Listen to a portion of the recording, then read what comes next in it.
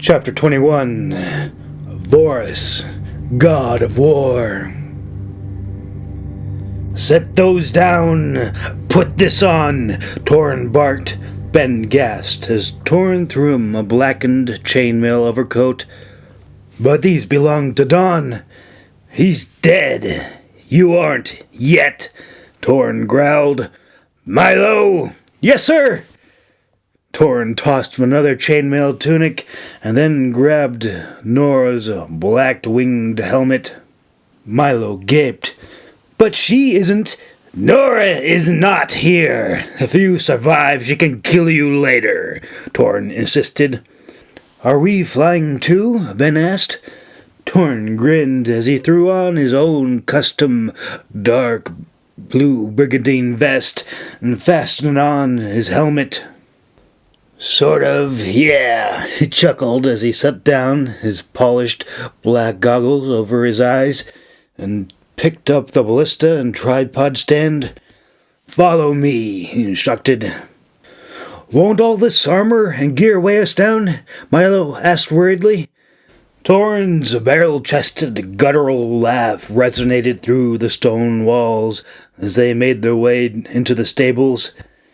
Maybe, but I believe in second chances. Now run and get me my war saddle. Milo and Ben set their bundles of arrows down and ran over to get the supplies, while Torn greeted his dragon. Hello, Luna, he called. A dark bronze female dragon named Luna let out an excited chirping noise. She poked her thorny-crowned head up over the wooden panels. Do you want to eat some ugly, smelly droon today? Torn asked.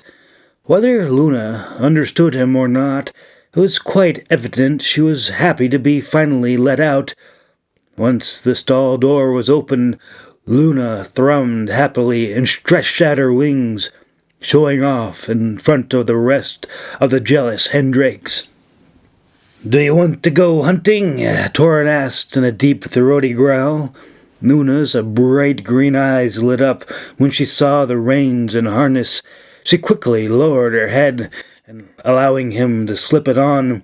Meanwhile, Ben showed Milo how to secure the saddle properly.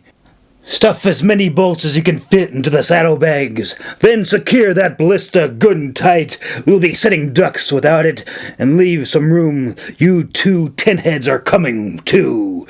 Once that was finished, he pointed back toward the armory. Grab yourselves 2 crossbows, and bring me a good sturdy spear. Then hop in the back, he commanded. Torn held the reins, keeping Luna calm as he guided her out the back way. They typically never went this way. For one, it was in the direction of Founder's Keep, and having dragons flying around the apprentice dormitories was quite frowned upon. And secondly, it was extremely narrow, and required each rider to hop off their dragon and go in or out single file, which normally wasn't a problem unless one dragon was coming in and the other was being let out. In which case, if it was 2 cantankerous bulldrakes, things could go wrong fast. Thirdly, if such a traffic jam did happen, it turned out dragons, for whatever reason, hated going backwards. This was why everyone usually used the stone landing bridge that connected the dragon run with the 2 big doors, that 2 dragons could come in and out at once without causing any problems. But under this unique circumstance, where the lobby had been barricaded and all of Glendon was being set ablaze, there was no other choice. Once outside, Torn looked back as Ben and Milo came running with the things he had asked for. Are those loaded? Torn demanded. Ben and Milo both grinned and shook their heads. Obviously, they had defaulted to their safety training. Needless to say, Torn was not impressed. Why aren't they loaded? He shouted at the top of his lungs. The 2 recruits frantically bent down and set the strings, and slid the arrow in place. "Get on! No, not that way! Watch my tail! And don't shoot yourselves or my dragon! How many times have we gone over this in training?" "But we haven't!" Milo exclaimed. Torn guffawed. "Ha! Good! If we survive, you two can teach the others," he chuckled as he swung himself onto the saddle. "Oof!" Ben let out a grunt as he caught a boot to the helmet. "Watch out! Friendly boot!" Torn laughed. Luna let out a frazzled growl in protest as she was clearly not at all thrilled about being loaded up like a pack mule. Torn gave her an encouraging pat on the neck. "That's all right. We aren't flying far. We'll be going in low and fast. Just a short glide into town, and we'll find you something nice to eat. All right, darling?" He assured her, and then turned and snapped at the recruits impatiently. "Where's my spear?" he demanded. Milo awkwardly passed it over to Ben, and Ben relayed it over to Torn.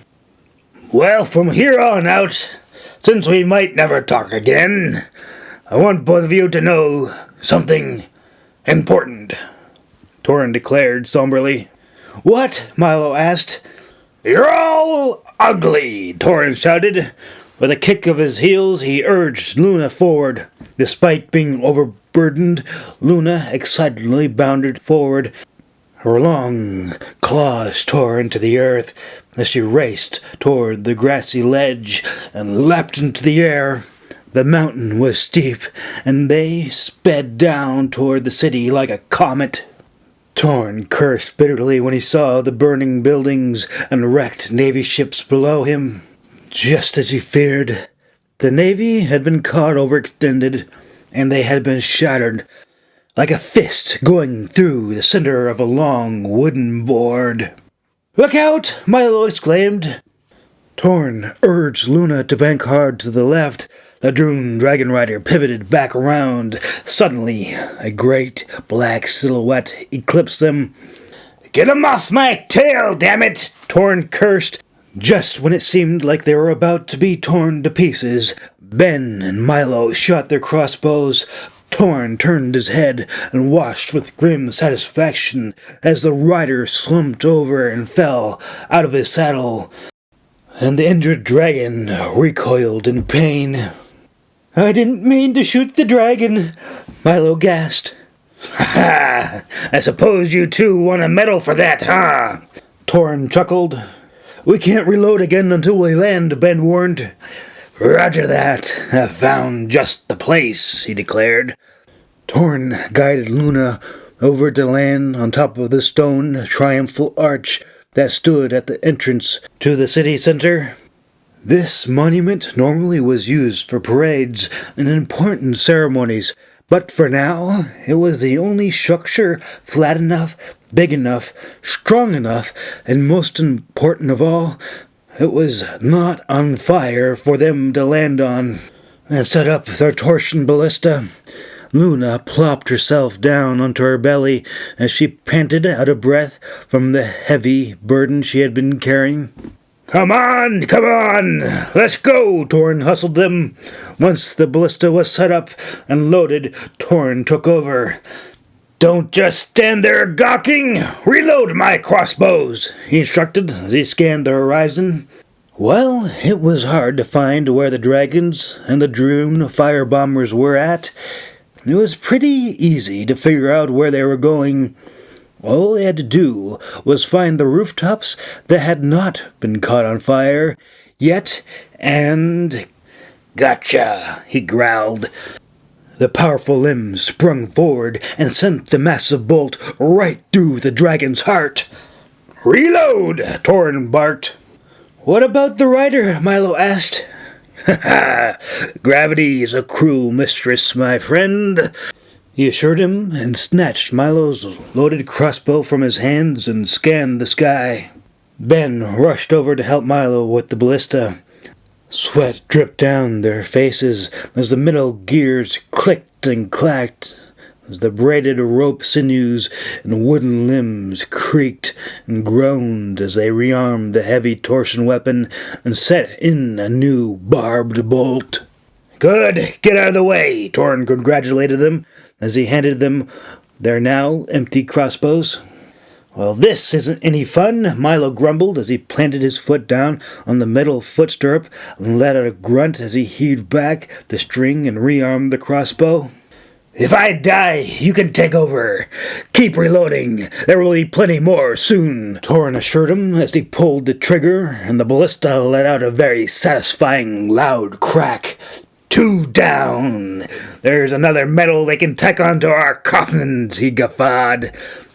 Torn! Ben shouted, but it was too late. A Droon dragon rider came swooping down. But before they were all crushed and ripped to pieces, Luna pounced on the rival dragon, and they both went snarling over the side of the tall monument. Torn rushed over to the ledge and watched helplessly. There was no calling her back, and even if she did come, it would only leave her exposed. She was a tough old hendrake, but while she was making quick work of ripping out the rival dragon's throat, she left her head and neck unprotected from the Droon rider and his axe. Torn roared as he leapt off the monument and tackled him to the ground. Ben and Milo watched in dismay.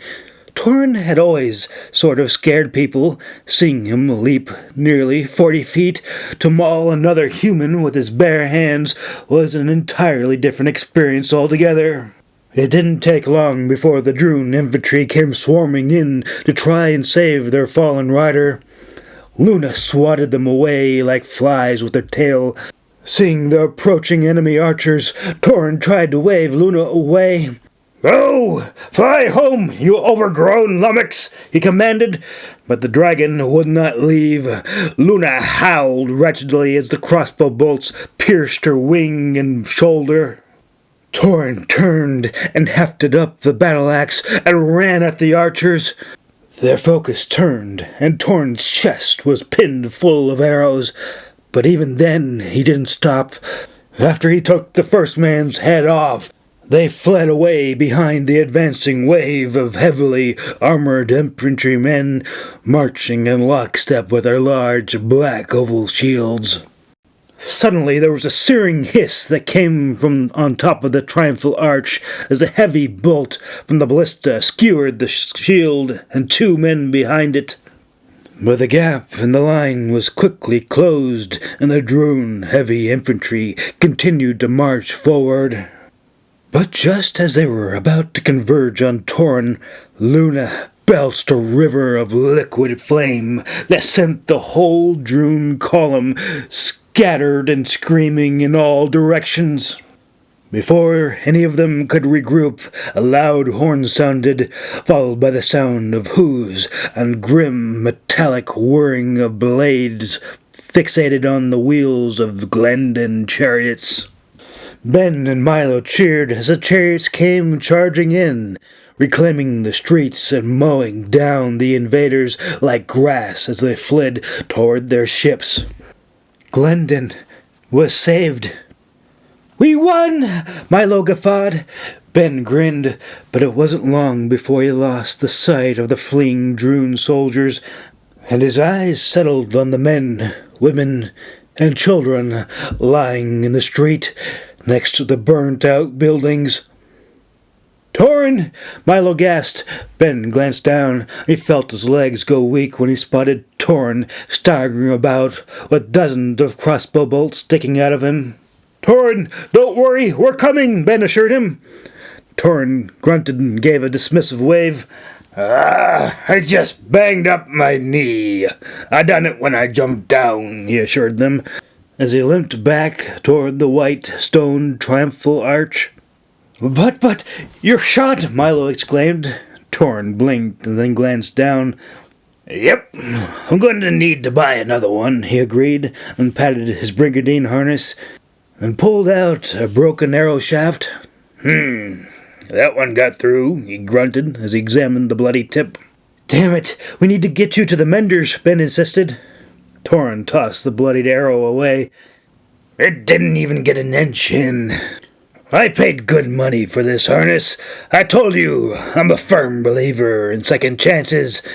Did I ever tell you about the time I got struck by lightning? He asked. How's Luna? Milo asked worriedly. Ben glanced down, but to his surprise, Luna had pulled the arrows out and was now gently trying to nip at the bolts in Torin. Well, we won't be flying back to Dragonhall tonight, but she'll live to fight and fly another day, he assured them, as he struggled to push her large, shimmering bronze head away. How do we get down? Milo asked worriedly. Carefully. If you fall and die, you'll make me look bad, Torin advised. Milo grimaced. Well, I wouldn't want you to look bad, he grumbled, as he carefully felt out the best path down. Thankfully, the large carved images standing beneath the flat stone pillar provided the necessary hand and footholds. However, the moment they got safely down, a large burly man in a white feathered helmet and chest plate and singed white cloak trailing behind him called out, You two! Quit standing around and join the fire brigade, he snapped, but Torin scowled and waved him away. Find your own damned help. These two belong to me, he growled. I am Dario Fox, the chief of Glendon Police. Every able-bodied man that is not fighting is required to assist the fire brigade, he declared. Ben and Milo glanced over toward Torin, curious as how he would respond. The Fox family name held a lot of influence in Glendon. These two ugly sinners are going to make sure my beautiful dragon doesn't eat any of your citizens or livestock, he announced. Dario gave one quick glance toward Luna, and his voice went up several octaves higher. Excellent! Carry on. I must be on my way, he agreed, and he hurried off. I'm glad we didn't bring hatters, Ben chuckled. Torin grinned a fierce toothy grin. We aren't out of this yet. You two walk a good 10 paces ahead, and see if you can't salvage a horse cart we can tow Luna back in. And don't let anyone come up close. The last thing I need is to explain to the overseer about some kid getting eaten, he instructed. Ben and Milo hurried to get out ahead until they eventually came across what they were looking for. A wooden, horse-drawn cart full of produce. That'll do fine! Toss the veggies! Torin called after them. Suddenly, a spry, thin old man came running out of the shop. Stop! Stop! Looters! Vandals! He shouted as he cracked his wooden cane over Milo's helmet. Ben quickly snatched the cane from the old man and stepped in before things got out of hand. We aren't thieves, we are... His voice trailed off as he tried to think of a proper way to explain to someone they were taking their belongings without their permission for a perfectly good reason. But thankfully, he didn't have to explain their ethical theft, because, fortunately, Torin quickly stepped in to back him up. Back off! We're confiscating your cart, old man, Torin snapped. But that's stealing, he protested. Come to Founders, make your grievances to the Overseer, and you'll get a hearing and well compensated later, Torin grunted, and motioned for his two young assistants to continue tossing out the fruit and vegetables onto the street. Give me back my walking stick! I demand compensation now! The old man snapped angrily. Torin rolled his eyes as he fished into his money pouch and pulled out a shiny gold coin and tossed it over. All right, now scram, he commanded. The old man's scowl melted away as he caught the gold coin, but just as he held it up to the light, Luna let out an exciting fluting sound as she crooked her head and her large pupils dilated in onto the shiny object. Luna thrummed excitedly, her large talons rasped like side blades being dragged across the cobblestones. Damn it, Luna! Torin exclaimed as he tugged at the reins, desperately trying to restrain her powerful swan-like neck. But thankfully, a bright green cabbage being tossed into the air quickly distracted her, and out of pure instinct, She turned and munched it down into mush before spitting it out with a disgruntled growl. Her bright green eyes glanced around, trying to find the crusty old man with the shiny coin, but he was nowhere to be seen, and she quickly lost interest. "Quick thinking," Milo congratulated Ben. "It's prey drive. That's why you never want to wave things around their face," he explained. Torrin let out a frustrated sigh of relief. "Great. You got any ideas on how to get her into the cart?" he asked. "Sure. You got a gold coin?" Ben asked. Torrin glowered at him. "No worries. A shiny penny should work just as well," he chuckled as he fished out a tiny little copper coin and held it up to the light. Luna's head swiveled around, and Ben tossed it into the center of the wooden cart and quickly backed away as the dragon excitedly climbed in, and protectively plopped herself down on top of it and flashed her teeth at him. "I got to remember that trick," Milo remarked as he bit into a large orange carrot. Torrin nodded approvingly. "Good. I'll wait here while you two steal some horses." "Steal?" Milo and Ben exclaimed.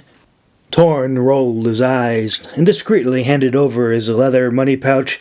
"Steal, find, purchase, confiscate, whatever you gotta do. Just don't come back without them," he commanded. "We won't let you down, Master Torrin," Milo assured him. Torrin nodded and turned his attentions back to his dragon. She was still curled up on the cart as she moodily guarded her newly acquired treasure.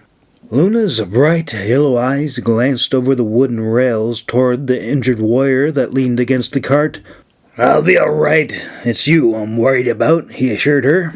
Luna's large bronze head attempted to wedge her nostrils between the large man and the cart, but Torrin raised his hand, threatening to rap her on the nose if she continued to make a nuisance of herself. Luna responded with a loud blast of her nostrils, showering Torrin with warm, sticky dragon mucus. Torrin groaned and lifted his goggles. "Maltine bless your little black heart as well," he grunted. But before he had a chance to see, a large, moist, sticky blue tongue went up his face and over the side of his head. Torrin quickly backed away and put his hands up in protest. "Luna, no! God's damn it!" he cursed. Luna chortled happily, nuzzled her snout in, and as gently as a dragon could, clamped down on the arrow shaft protruding from his chest and quickly yanked it out. "One out, 5 more to go." She quickly craned her head out of the cart and began nipping at the others. "I said no," Torrin insisted as he firmly clasped his hands over her large snout, keeping her mouth shut like an alligator wrestler. While Luna's jaws could crush bones, she let out a frazzled, fluting sound as he squirmed about. She could not escape his firm grip. Once Luna settled down, Torrin stroked her and gently released. Luna grouchily swiveled her head away and rested it next to her large back haunches, and quietly sulked. "You can lick your own wounds," Torrin gestured toward the bloody scales on her shoulder and injured wing. Luna let out a flustered, pent-up gust of air. Torrin shook his head and leaned back as he struggled to catch his breath. "You're a spoiled snood," he remarked, as he impatiently looked away and grinned when he spotted Ben and Milo leading 2 large horses down the road. "What's the butcher's bill?" Torrin called. Milo's eyes went wide and he turned toward Ben. "How much do they cost?" Torrin clarified. "We found them running loose," Ben grinned. "Excellent. Give me back my money, and let's hook them up so we can get out of here," Torrin instructed. "I said stay behind," Milo insisted. Torrin's grin faded. "Stay? What for?" he demanded. "Everything's on fire. I don't feel right leaving the fight now," Milo insisted. Ben turned. To his surprise, he saw Milo's ashen face was streaked with tears. Not sobbing tears, but angry tears. Tears of rage. He'd seen the same tears when Brumir had gone running out to fight the dragon. Torn paused and set a mangled hand on top of Milo's shoulder and gave him a fierce, toothy grin. "Listen to me, you ugly snot. We ain't running from nothing. Right now, we are just fighting in another direction. Got it?" Milo bobbed his fuzzy head.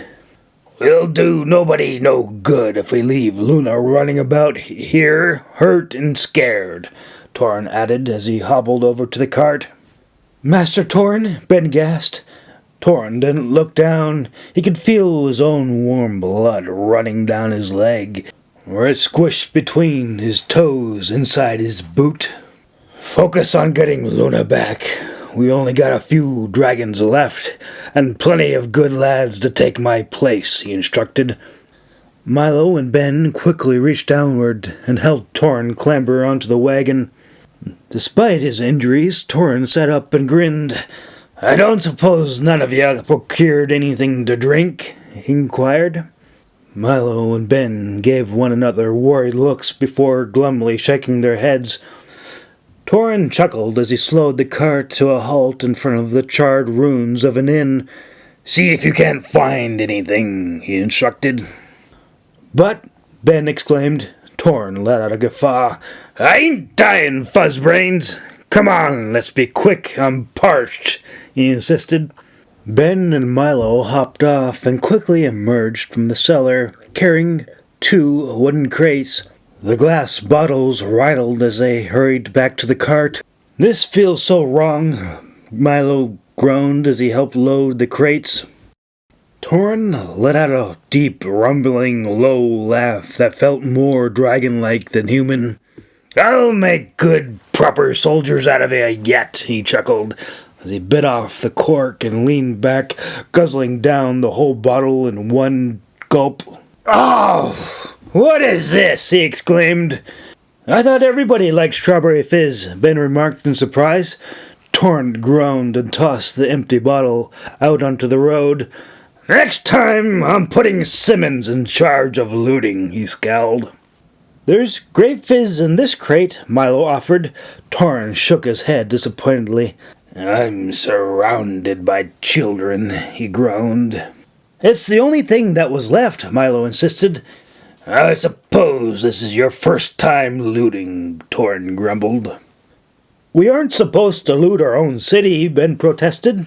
"Ah, you've been hanging around Simmons too long," he scoffed.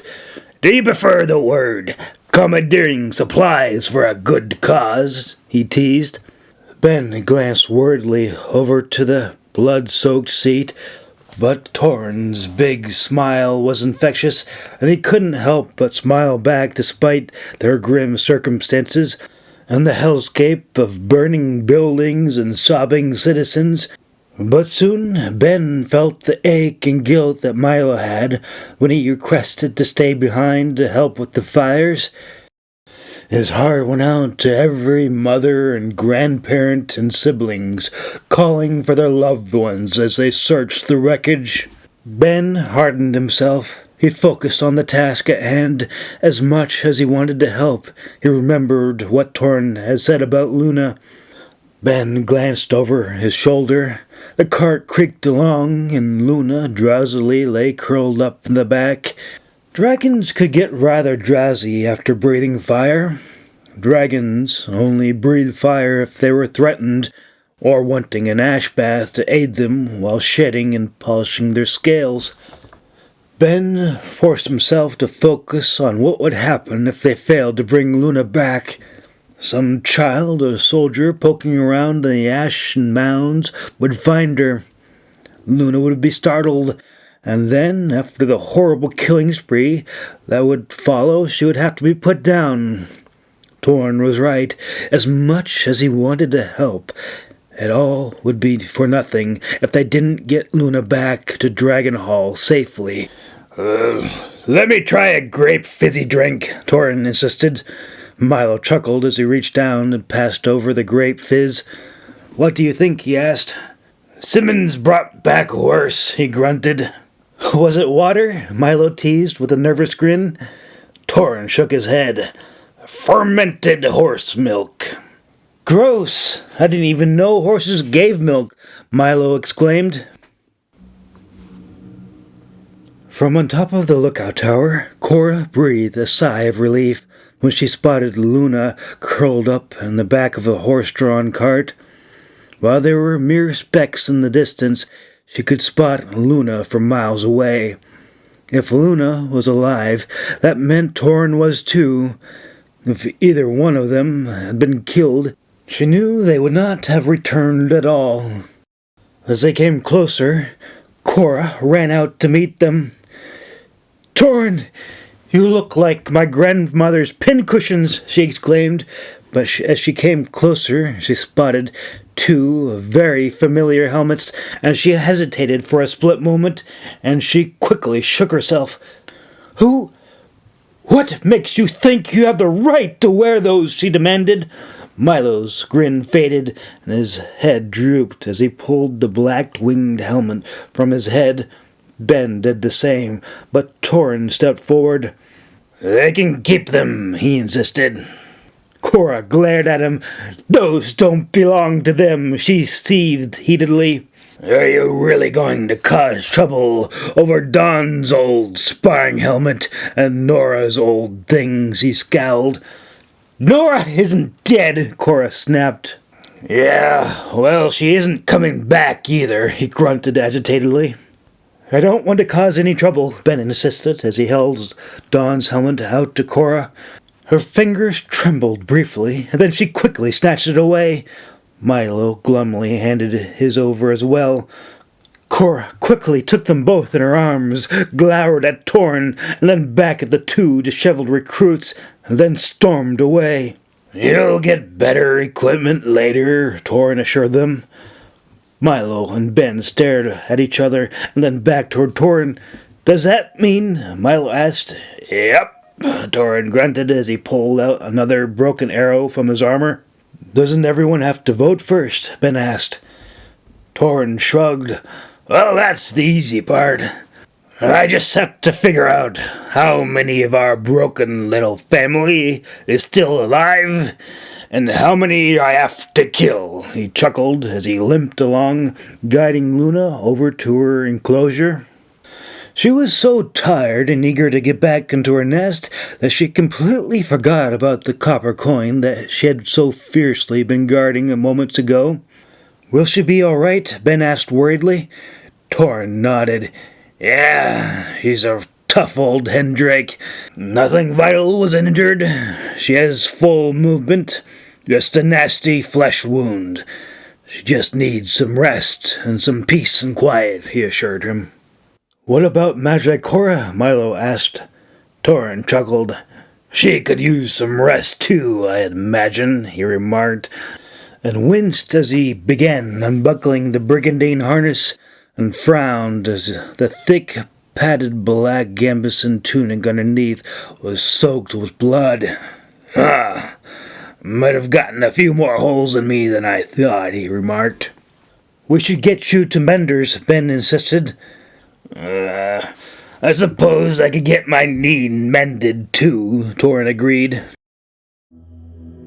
Chapter 22 Mender's Hall. When Simmons landed, he was welcomed by Milo and Ben, and they quickly opened the gates for him. However, he was not able to stop and chat until he had gotten Prince inside and settled in. Once that was taken care of, he quickly greeted them again and began asking questions. "I'm back! What did I miss?" he asked. Milo's smile fell, and Ben's big shoulders drooped as he hung his head. Simmons grimaced. "That bad, huh?" he surmised by their sullen expressions. "Where's everybody at?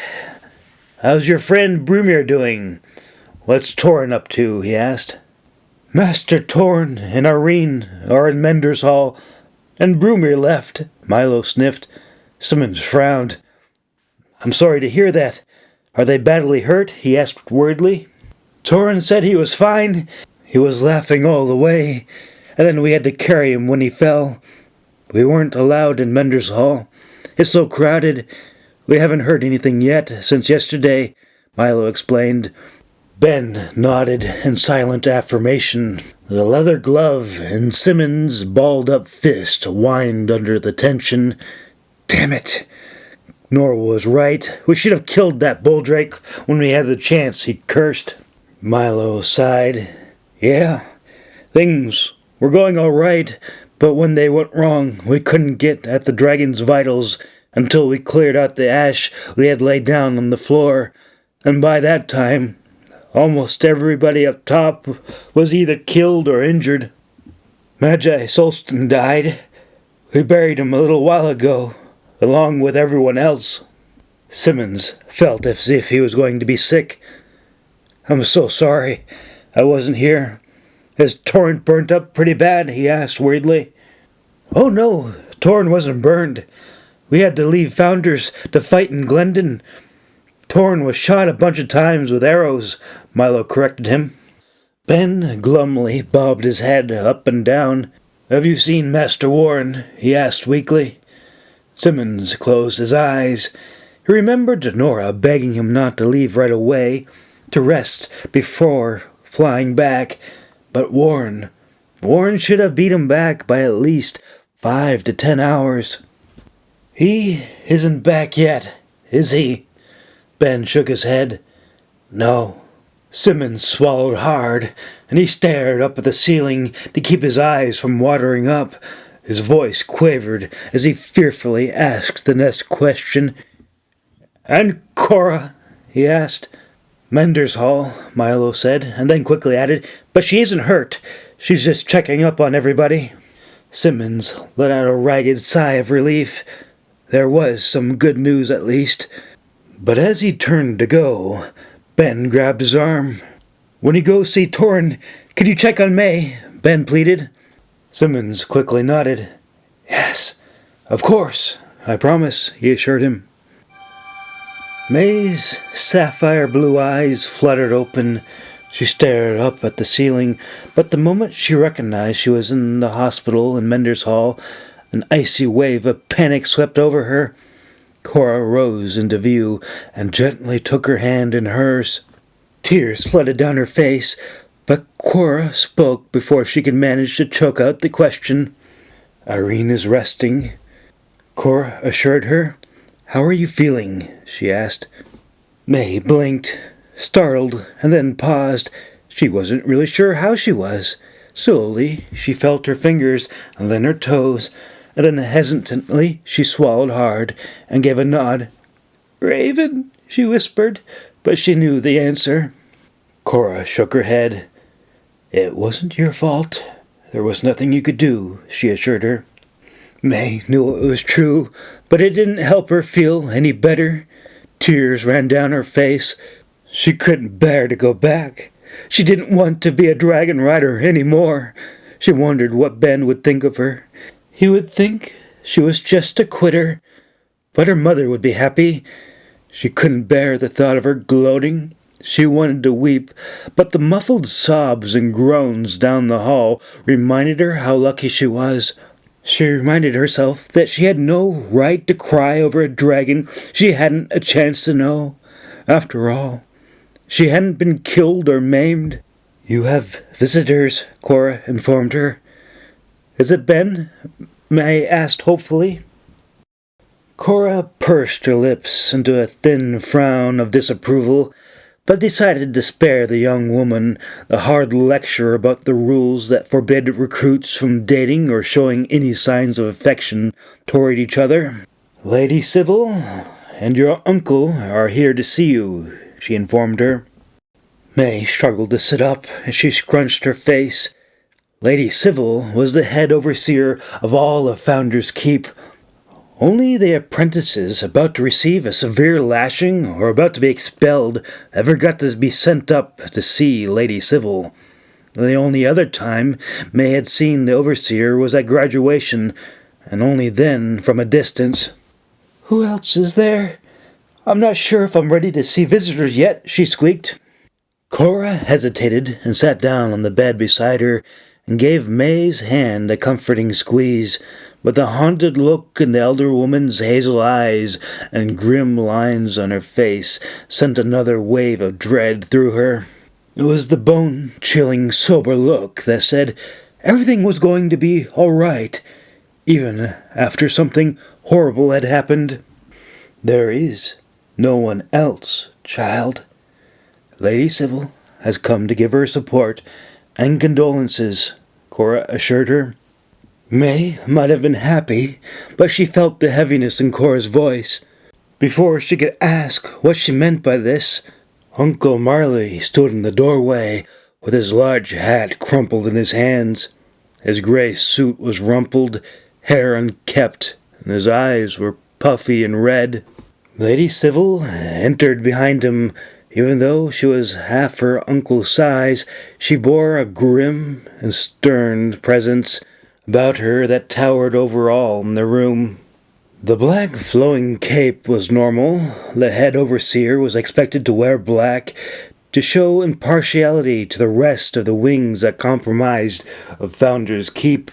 However, the black pearl necklace, heavy eyeshadow, gloves, and gown were not typical. Not unless something truly horrible had happened. May clutched the blanket closer to herself. For a silly moment, she thought she might be in some kind of trouble. That was until Sybil gazed upon her with a weary, heartfelt, sympathetic smile. The sort of smile you gave someone at a funeral. The sad, happy to see you, wish I could make you laugh, even though your world has just ended. May tensed as Lady Sybil approached her, until finally she spoke in a stern, calm voice. "Irene and Cora have told me so much about you. I'm very proud," she declared. Lady Sybil was not known to give compliments, quite the opposite. May knew whatever was going to be said next was going to be absolutely horrible. May felt a new wave of fresh tears run down her face. "I don't understand. What's going on?" she asked. Cora took in a deep breath. "Glendon has been attacked," she explained. May's eyes went wide. "What?" she gasped. She felt a lump form in her throat. "What does that mean?" she demanded, and turned toward her Uncle Marley. "Is my family all right? Are they hurt?" she asked. Uncle Marley's face went bright red with grief, and he shook his head. "I'm so sorry, May." "They are dead," Cora said bluntly. May stared up at Cora. A long, sickening, sullen, empty moment of silence passed. "If you wish to remain in Dragon Hall, you are welcome. But if you do not, I will understand. You will always be welcome back," Cora assured her. Lady Sybil nodded. "There will always be a place for you to serve in Founders as well. I'm sure I can find something quiet and out of the way in the library. Perhaps leaving a teaching position in the communications wing when you're up for it. But you do not need to decide now," she added, and then, with a small bow, she turned and left. The moment Sybil was gone, Uncle Marley rushed over, and May embraced him and began to sob in his arms. Cora turned away and briskly walked out the door. There was a lot more that needed to be done. So many injured, so many dead, and so many recruits were leaving. It was then she spotted a familiar face. "Damn it, Brumir! You weren't at roll call this morning," she snapped at him. "I've come to say goodbye. I'm leaving Dragon Hall," Brumir declared. Cora wanted to punch him. "So you're quitting too," she scowled angrily. But Brumir straightened up and looked right in her eyes. "I've joined the infantry, and I'm going to fight the Droon," he declared. Cora was a bit taken back. Brumir had always been so quiet and soft-spoken, but now there was a stoic serenity about him. She still remembered that haunted, determined look on his face as he walked out from the cover with a crossbow in hand. Brimir had helped her keep everything together, helped to evacuate the wounded, and now the fat bastard was leaving when Dragonhall needed him the most. "I see, you even have a sword too," she remarked, but her soft tone turned hard. "If you want my advice, I think you're making a big mistake," she snapped at him. "Nevertheless, it has been made," Brumir declared. "Very well. Have you told Master Irene already?" Cora inquired. Brumir stoically held out a piece of parchment. "Could you give this to her?" he asked. Cora glanced down at the letter in his hand. "Why don't you give it to her yourself?" she demanded. The young man's chest deflated, and he shuffled his feet nervously. "Magi Nims won't let me see her," Brumir sighed. Cora folded her arms and glanced down reproachfully at the letter. "Do you always do what you're told, Brumir?" She scowled and then turned away. "Magi, please," he begged. Cora spun around. She was red and shaking with rage. "You shot a dragon in the face with a crossbow and lived. Be a man and give the stupid letter yourself. I don't have time for you," she snapped at him. And without another word, Cora marched out, but as she passed through the garden, she spotted Simmons. Simmons embraced her tightly. "I'm so sorry. This is all my fault. I should have listened.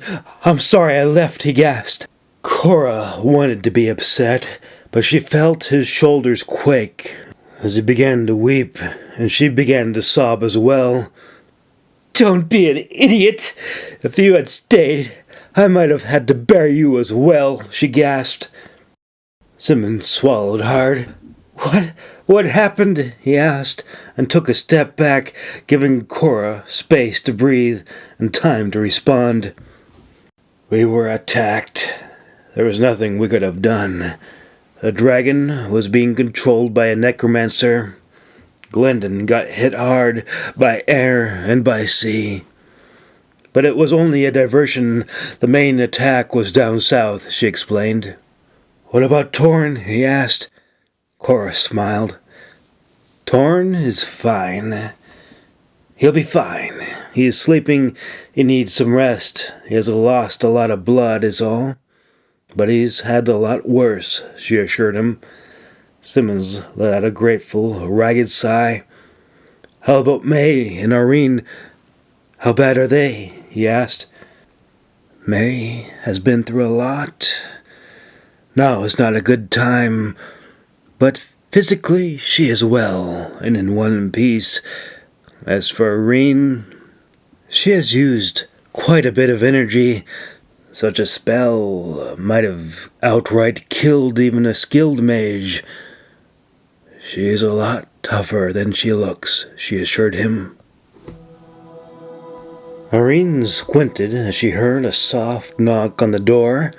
Before she had a chance to tell whoever it was to go away, the door opened, and in walked a young soldier in a bright green new uniform and a sword on his belt.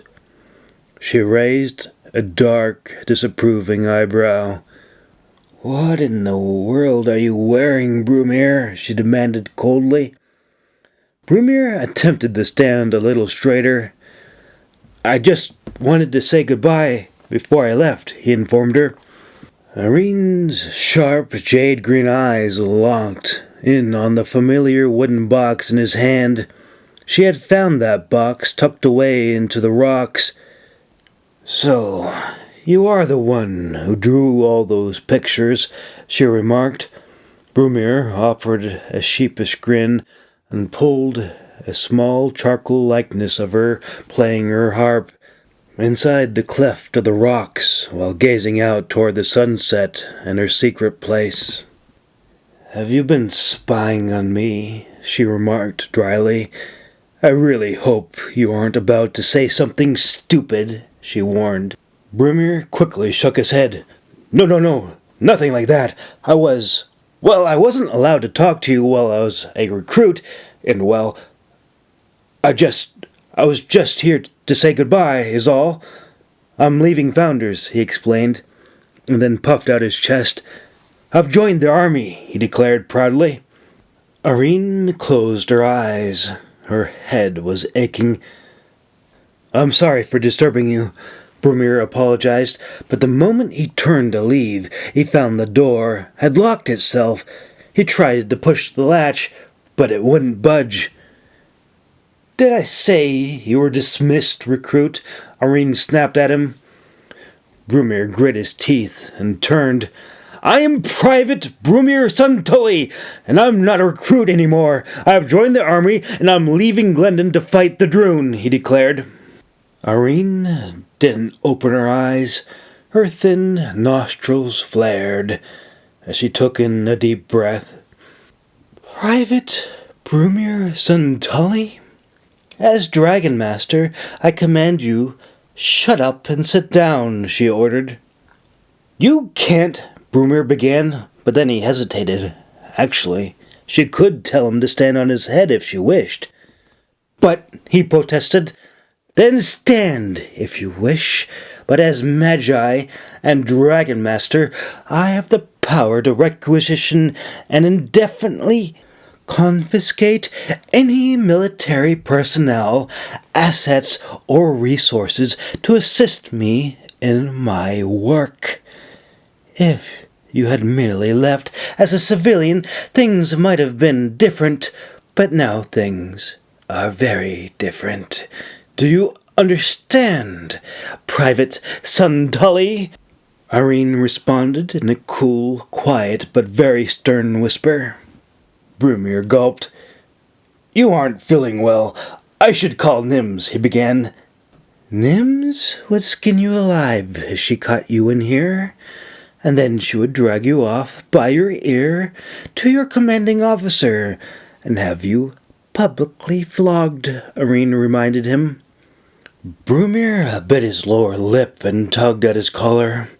Once she was certain that Brumir was paying attention, Irene went on. So, you are a recruit, is that correct, Private Brumir Suntully? I took an oath and enlisted this morning, he declared, but Irene didn't so much as look at him. Brumir felt a chill run down his spine as a thin, devious smile flared across her serenely pale face. And you want to go, run off, to fight the Droon, do you? She inquired. Brumir grimaced. He didn't like the condescending tone in her voice. Instead of responding, he turned to leave, but the door handle was stuck. So do I, Irene informed him. Brumir turned. His eyes went big when he saw Irene standing in her white nightgown, her dark hourglass silhouette illuminated by the soft candlelight behind her. I really should go. I need to report back this evening, Brumir insisted. You will not join. I forbid it, Irene declared. But I already did. I took an oath, Brumir protested. But before he could speak another word, Irene captured his lips in a long, passionate kiss. You will be my sword companion, she whispered. Brumir gasped as she pressed up against him. But I need to learn how to fight first. He began. His sword clattered onto the floor. Irene grinned, her jade green eyes alight with fierce desire and vengeful passion. I don't want a boy with a pointy stick. I need you. You will fly with me. You will map out the enemy locations. Together we will bring the Droon's plans to ruin, she vowed feverishly. Could I at least think about it first? Brumir panted. Irene grinned a wicked grin, and she bit his lower lip, and one by one broke away the shiny brass buttons from his long overcoat. "You're all mine now," she purred.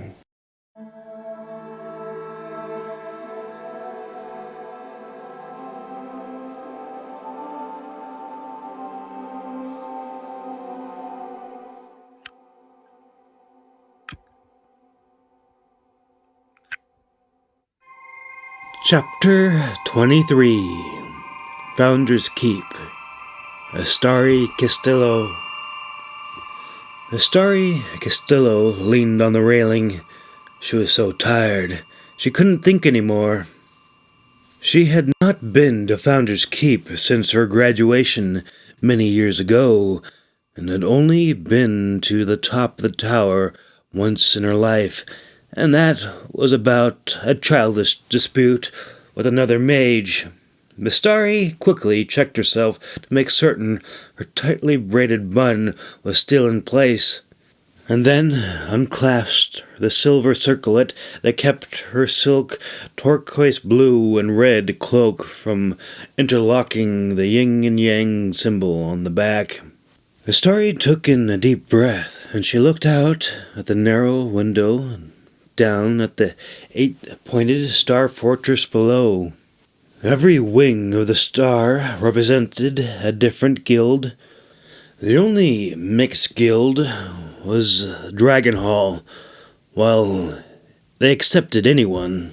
The other 7 were exclusive to mages only.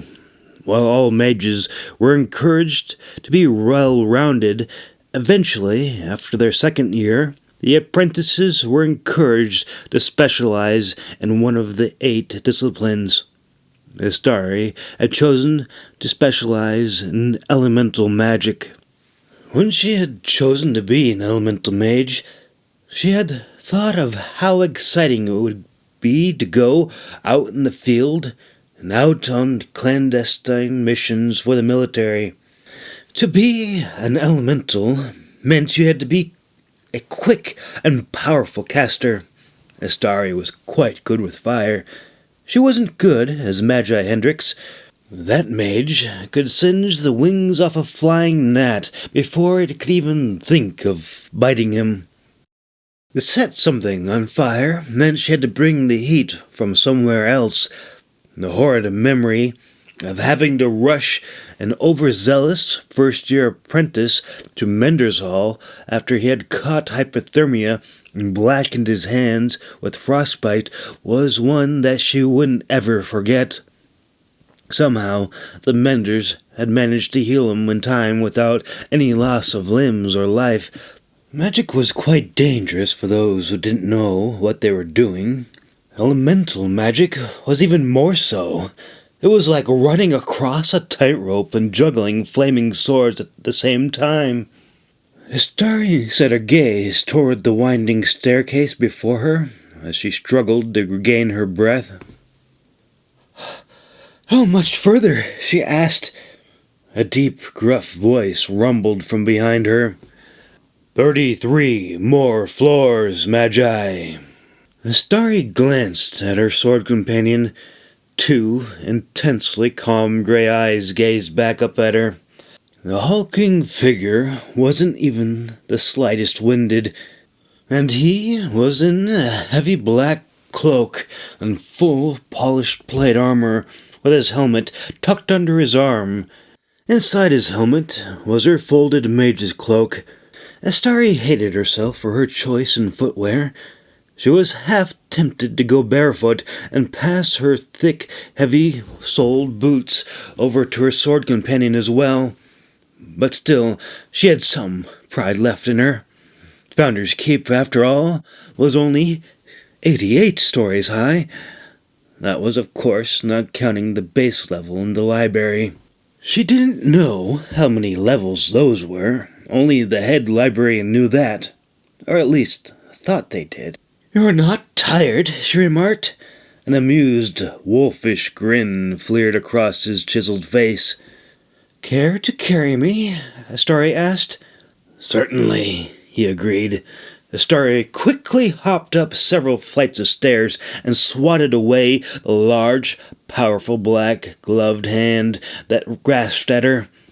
I will not be seen being carried over your shoulder like some sack of potatoes, Starry snapped at him. That was the problem with Darren. He always took things too literally. Or at least, perhaps, that was his way of driving her crazy. Sometimes she couldn't tell. This does not seem to be the place to be fooling around, he grunted. Starry could have slapped him, but she was quite certain that the only one that would have been injured and felt bad after would be her. The very thought of striking that granite jaw made her fingers sting all over. She was pretty sure whatever blade that had left that small cut on his chin had shattered into a million pieces. You're right, it isn't, she agreed, and turned around. 32, boomed a deep, gravelly voice from below. Stop that! Starry snapped at him. She paused. He grinned back at her. And no smiling. A thick, heavy black glove neatly washed away the grin, leaving deadly serious and disturbingly insidious deadpan stare. The Starry whipped her head around and then glanced back. Those stern, hungry, gray, wolf-like eyes followed her. Are you coming or not? She called down to him. She could sense he was, merely taking his God's damn time, as it was clear she was not at all in a good mood. Nevertheless, she was glad for his company. She had given him permission to stay and grieve, but he would not leave her, and she wondered if he was regretting his decision. This had been Astari's first and true taste of combat, but for Darren, this had been simply another day. Darren liked fighting. Before coming to Glenton, he was an experienced, battle-hardened infantryman from Falmar province. While many newly graduated field mages were in a rush to pick their sword companions from the recruits down in the sparring yards adjacent to Founder's Keep, Astari had found Darren in town while he was on leave. Darren had made quite the name for himself in the local tournaments, and she had to duel 3 other mages and tell off nearly the whole bloody army to keep him. Darren hadn't been keen on giving up his command either, but Starry could be quite compelling and persuasive when she wanted to be. Now clearly wasn't one of those times. Strangely, with all the death and carnage, Darren's mood had improved, while hers had taken a turn for the worse. She was tired, and she wanted to curl up in a ball and cry until those horrible images, sights and smells and screams would go away. Thankfully, Darren had been with her. He had been a shield against the arrows of the enemy, both physically and metaphorically. His words of encouragement and direction aided her in scattering the hordes that sought to overrun their little seaside fortress. So many dead. So many awful screams. She could still smell the awful, oily, sickening sweet, charred odor. But it wasn't in her mind. That odor still lingered in her hair and on her skin. It tainted her clothes and saturated her bedsheets and pillow and made the bathwater smell like rancid pork. Finally, she had reached the 87th floor. She could tell because she remembered the waiting area in front of the 2 large, heavy, oak wooden doors. When she had to report to the overseer that one time, many years ago, after dueling the other 3 mages. Thankfully, no one had been killed or maimed, but it wasn't at all for the lack of trying on their part. The one drawback with weather magic and casting lightning was that it wasn't fast as elemental magic and required a lot of concentration. And it was hard to concentrate when your dress was on fire. But she hadn't been in trouble for that. No, It was for beating the mender over the bottom with her own staff and smashing the telepath's head into the wall that had earned her the tongue lashing. Luckily, she was an army field mage, and so bad behavior wasn't entirely discouraged, and thankfully things were smoothed over with a lengthy apology letter. Astari had actually never seen the very top floor, but the 87th floor was close enough. As overseer, Lady Civil's private living quarters resided on the next level up. Supposedly, the reasoning for the 88th floor was a symbolic one. Why the overseer consented to be exiled on the top floor was another question altogether. Perhaps it was some sort of tradition that the overseer was showing some sort of humility, as typically the ground floors were more expensive and desired. Astari speculated that might change if there was some sort of contraption that was invented to shuttle them up and down. There were some hoists typically used with block and tackle devices for mining and loading cargo ships, but she really doubted the crusty old mages in charge would ever consent to remove some of the beautiful marble tiles and ancient text in the middle of the floor to indulge in laziness, and no longer read the sacred prayers and meditations inscribed in every bloody step that had been left behind by the founders century ago. Astari had heard some say this was to discourage the overseer from overly micromanaging her fellow mages down below, making it so she would only come down for very important reasons. Likewise, the heads of each of the 8 halls would have to have a bloody good reason to come and bother her. The awesome view from the balcony was tarnished as she watched the sun glisten off the narrow river of polished black coffins flowing out of the city. The weather didn't seem at all appropriate. The singing birds outside the window didn't share her grief as her haunted, dark brown eyes stared down at the city below. She wished she could smite Noon himself for being so insensitive to their nation's plight. Or perhaps the sun god was merely oblivious to the human ants crawling about on the big world. Or worse, the gods were so involved they found some kind of twisted pleasure in watching them suffer. Astari felt so helpless as she watched the slow funeral march work its way out of the city. She wished she could be there to support what remained of her soldiers and fellow field mages, and to help bring their fallen out of the ruined hellscape of the burnt-up Glendon city, and finally set them to rest on the soft, rolling, grassy hills that overlooked the ocean. Astari turned away. Part of her envied the dead. They were to be laid to rest in the sacred grove, reserved only for those brave who had died in combat. Instead, she was here, standing in her black funeral dress, waiting to be invited for an urgent meeting with the overseer. As she waited outside, she wished Darren would say something, but he didn't. There was just silence and the singing songbirds until finally the large oak doors were opened and she was beckoned into the overseer's office. Lady Civil's narrow, obsidian black eyes cut away from the mountain of letters on her desk, and she tiredly glanced up toward Astari. Behind the overseer stood her guardian. Although he wasn't tall, he was well-proportioned in every way. Not a stitch or hair was out of place. The side of his head was clean-shaven and cut short in a clean fade.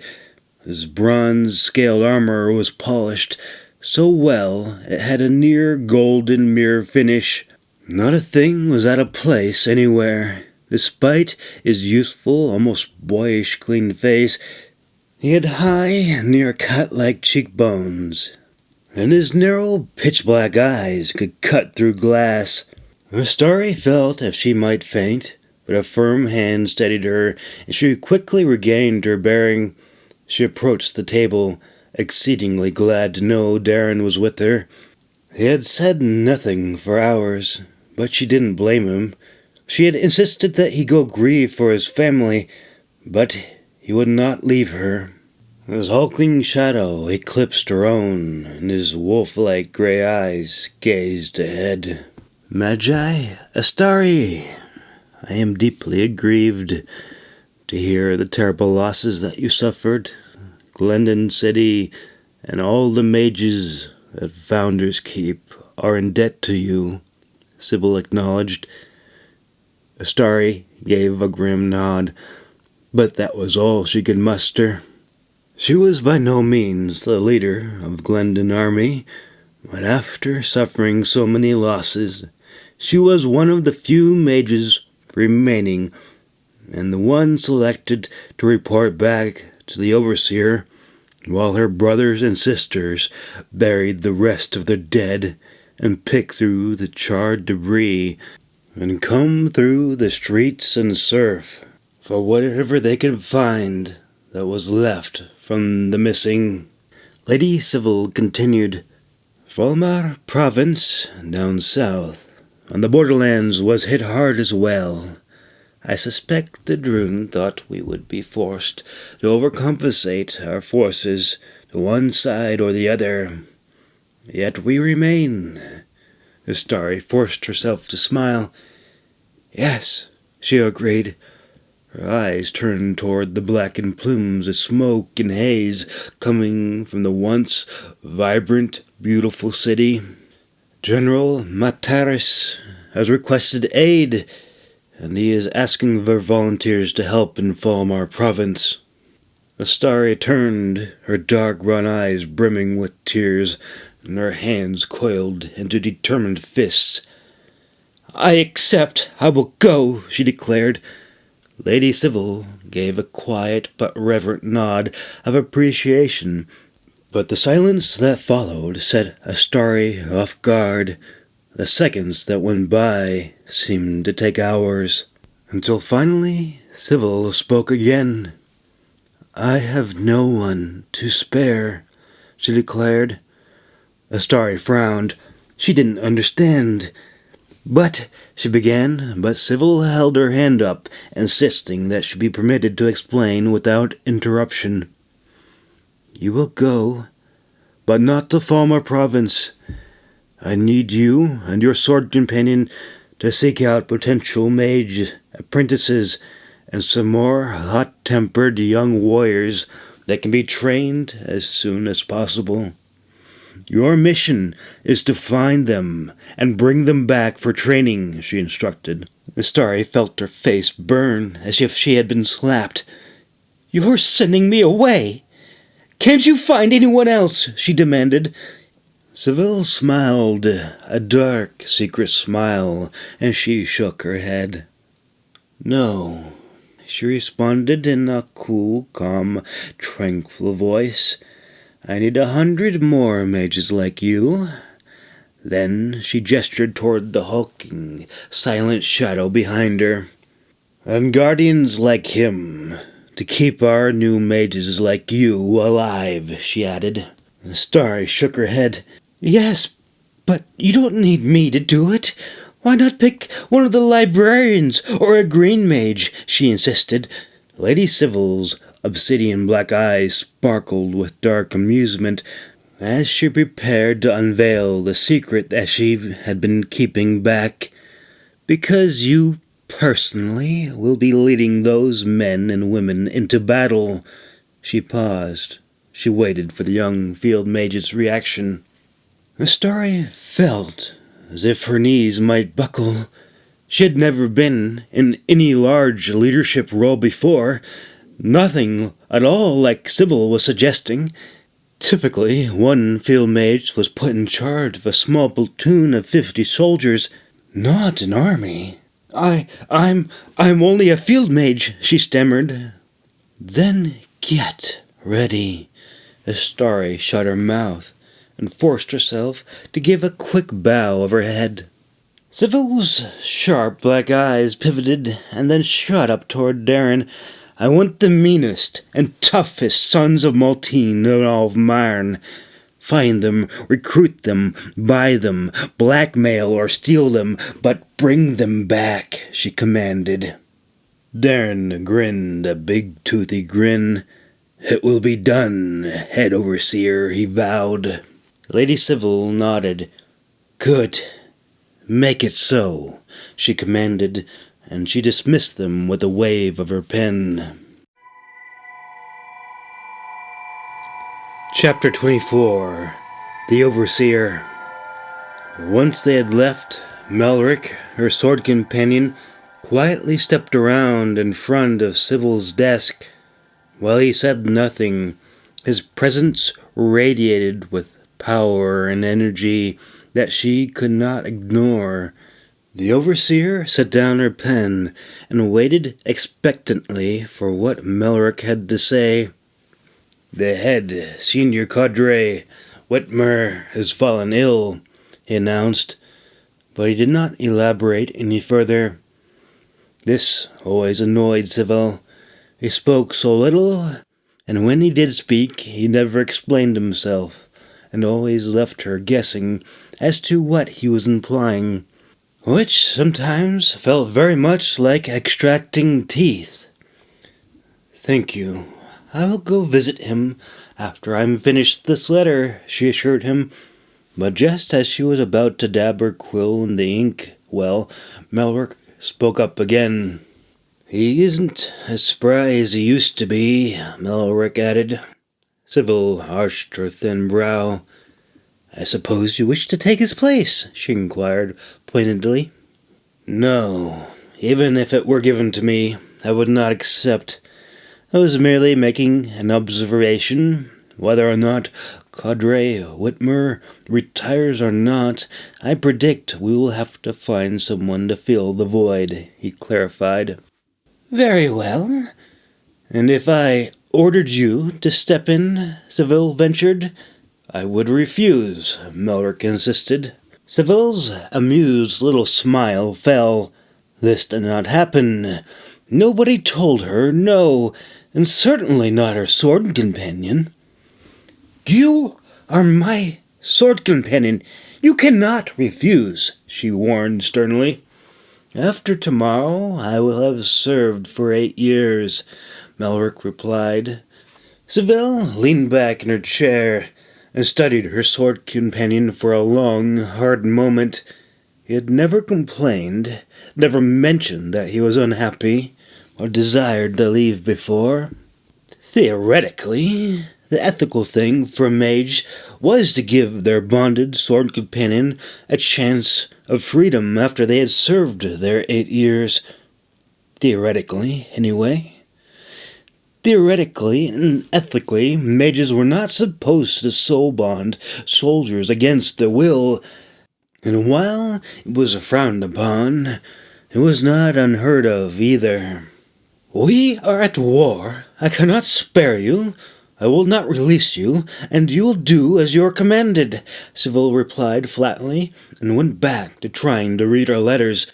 But she was so flustered and hurt she could barely see straight. I will not, Melrick insisted. Sybil slammed her quill down onto her desk. I can have you executed, she threatened, but Melrick merely smirked. You could kill me here and now, he shrugged, and then turned, began quietly walking toward the door. Sybil folded her arms and glowered at Melrick. She waited. She could see he was deliberately walking slow. She wouldn't give in. She would call his bluff. Melrick's black leather-gloved hand turned the door handle, and he opened the door. Melrick, stay! Sybil commanded. This was a direct command that was not only spoken, but also invoked through the soul bond. Melrick could continue walking, but he would be compelled to return. Whether it was today or tomorrow, one way or the other, he would have to return. Very few could fight this compulsion while they were awake, but the power that bound them would eventually overtake them the moment they fell asleep, assuming they didn't lock themselves inside or tie themselves up to a tree to keep themselves from sleepwalking back. There were some horrible stories of soul-bonded men or women walking off cliffs to escape their cruel masters. Well, Sybil wasn't the easiest person to work for or get along with. The last thing she needed was such a horrible story pinned to her reputation. Mallory turned and folded his arms. "You can compel me to stay, but you cannot compel me to train the recruits," he declared confidently. "Shut the door," she commanded. Mallory neatly closed the door with his foot and glanced back toward Sybil. "Are you truly unhappy?" she asked, but he did not respond. She tried to feel through the soul bond, but he would not let her in. "I am not releasing you," she insisted. An amused smile formed on Malric's lips. Sybil bristled. "What's so funny?" she demanded. But, as before, he would not grace her with an answer. "I command you to speak!" "The majority of our recruits are incompetent fools. I will only instruct them unless I am given full authority and control over their training, no matter how unorthodox or grueling," Malric insisted. "Very well. Granted. Anything else?" she inquired. But somehow she already knew she wasn't going to like whatever came next. "I also want full autonomy. Neither you or your silly tarts from Menders are permitted to intervene with the sword companions or subvert my authority," he added. Sybil's ebony black eyes narrowed. "This is Founder's Keep. This is a mage guild, and you and those sweaty recruits have sworn to serve. You do not command any of us. If another mage tells you to do something, you are obligated to do it, and that goes for all recruits here. Do you understand me, Malric?" she snapped at him. "How many mages did you lose last night?" Malric demanded. Sybil felt a knot twist in her stomach, and she looked toward the mountain of letters. Each one represented family members that she had to notify. It had been far too many. "If you grant me this, you will not be disappointed," Malric insisted. Sybil swallowed hard. She could tell this was going to go down like a sack of rotten potatoes with the rest of the 7 guilds, especially with Menders Hall. Menders were naturally prone to coddling. They were healers, after all, and they were always too eager to go running into the sparring yards to intervene over every bruise and scraped knee. She knew what Malric wanted. Malric wanted the authority to tell them off and to mind their own goddamned business. This, of course, was a lot easier said than done. There would be trouble, and she would have to deal with it. "All right," she whispered. When she turned, she was startled to find Malric standing right beside her. "Then I accept," Malric said. His voice was a deep, strong, powerful whisper as he cupped her cheek. Sybil's eyelashes fluttered as she felt his warm lips press against hers. Her lacquered fingernails grasped at his shoulders, glided along the shimmering bronze metal-scaled armor. "You had better make this up to me," she murmured. Chapter 25. Nora Frey. Progress. Nora Frey smiled up at the gold-trimmed maroon silk canopy above her. It had been the best sleep since. She let out a withering sigh as she remembered Vila. She hoped he would be back soon, but not too soon. She had a lot to get done. The last thing she wanted was him coming back to a burnt-up hut in the middle of a courtyard. She quickly pushed the thought out of her mind. She didn't want her sword companion to sense her worrying. He wouldn't know what it was exactly, but she didn't want him to worry about her. If he worried, she would worry about him worrying about her, and that would not do. There was a knock at the door. "Breakfast," a maid announced. Nora beamed happily as she burst out of bed and investigated the full spread of fresh, steaming, hot-swirled cinnamon bread, strawberry preserve on toast, eggs, and bacon, and a side of oatmeal. Howbeit, unlike Nadette's bland, salted gruel, this oatmeal had sugar and apple slices in it, and it tasted like absolute, supreme victory. Once she was dressed, she was startled to find Staff Sergeant Monty waiting for her outside the guest house with a large group of workers. "Good morning, Magi." "Good morning, Staff Sergeant," she greeted him back. Monty's chest swelled. "We are ready when you are. Just say what you need, and if we can't do it, we'll find someone who can make it happen," he declared. "First, I need a goat, and then I need a pool to be dug inside the barn, and a hot water spring to be redirected," she announced. Staff Sergeant Monty saluted. "I will find someone who knows how to do that," he assured her. Within hours, Nora was back at her own estate. The snow was removed, and the courtyard was sanded. By midday, men with pickaxes had cleared away the frozen ground, and trenches were dug to lay the pipe and divert the hot mineral springs. Howbeit this time, instead of changing, Nora strolled into the mansion with her full, gilded green uniform and flowing silk maroon turquoise cloak. Naturally, she had made certain to carry her staff as well. This was going to be a hard lesson, but she was going to make certain Winter understood she wasn't food. Nora tisked at the horrible lime-colored walls. She couldn't wait to have it renovated. As she approached the bathhouse, the goat began to struggle against the lead. Nora gave it a quick kick in the rump that sent it scurrying forward. Obviously sensing the danger, the goat turned about. A ball of fire blossomed on top of her staff, and she hurled it forward.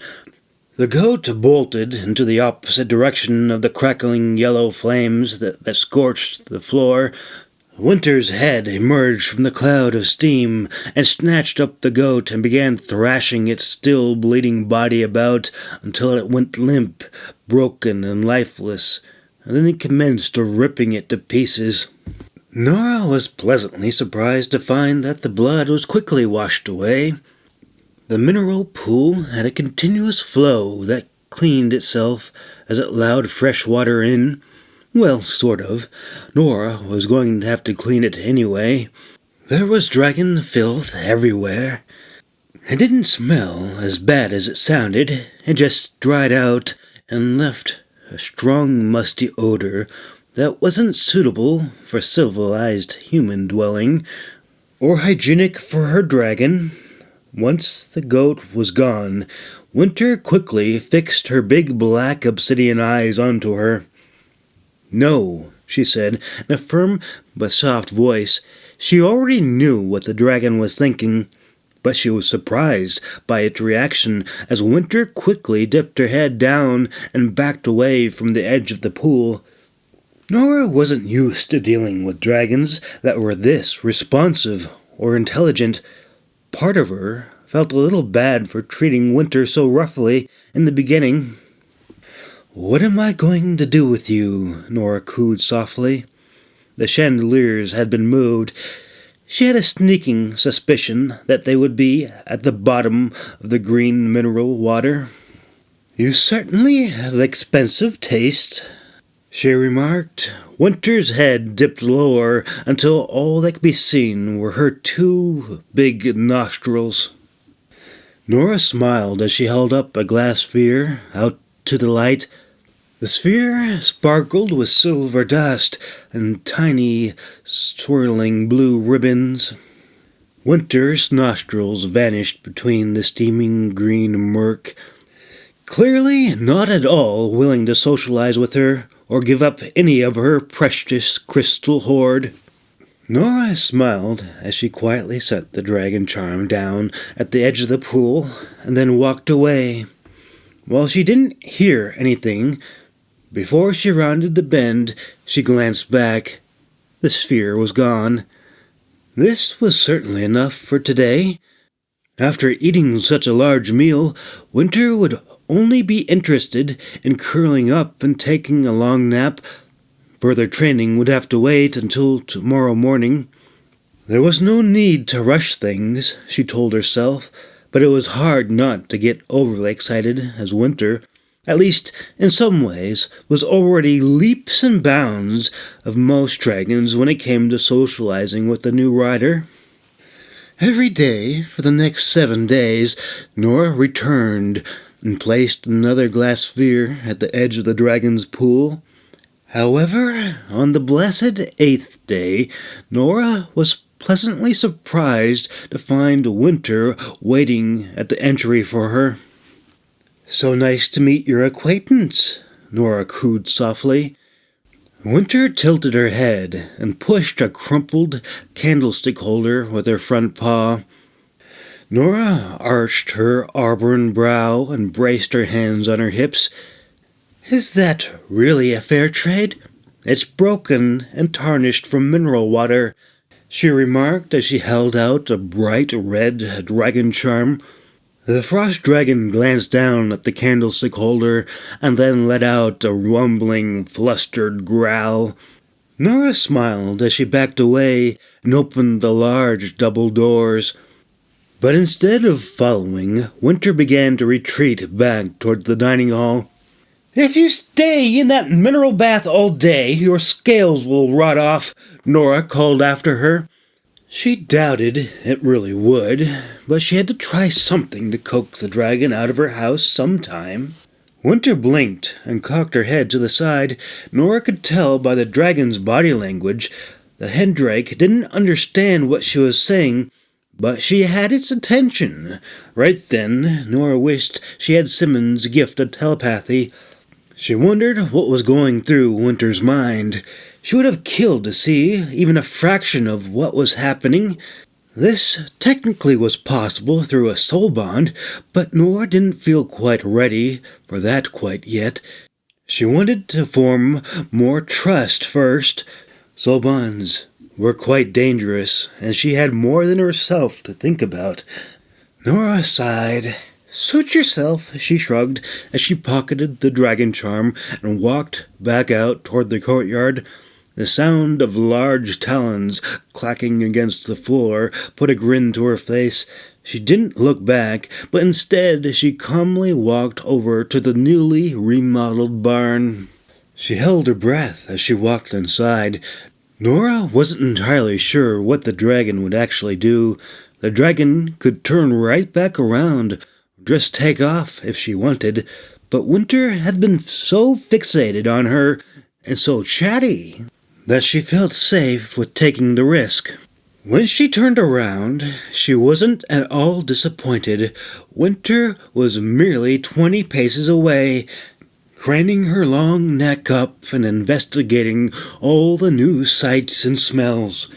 Nora held up the shimmering red glass orb. Winter let out an exciting chirping sound. Nora grinned and tossed the charm into the brand-new, steaming hot mineral pool. It was 3 times bigger than the one inside the bathhouse. In an instant, there was a loud splash. Nora smiled contentedly.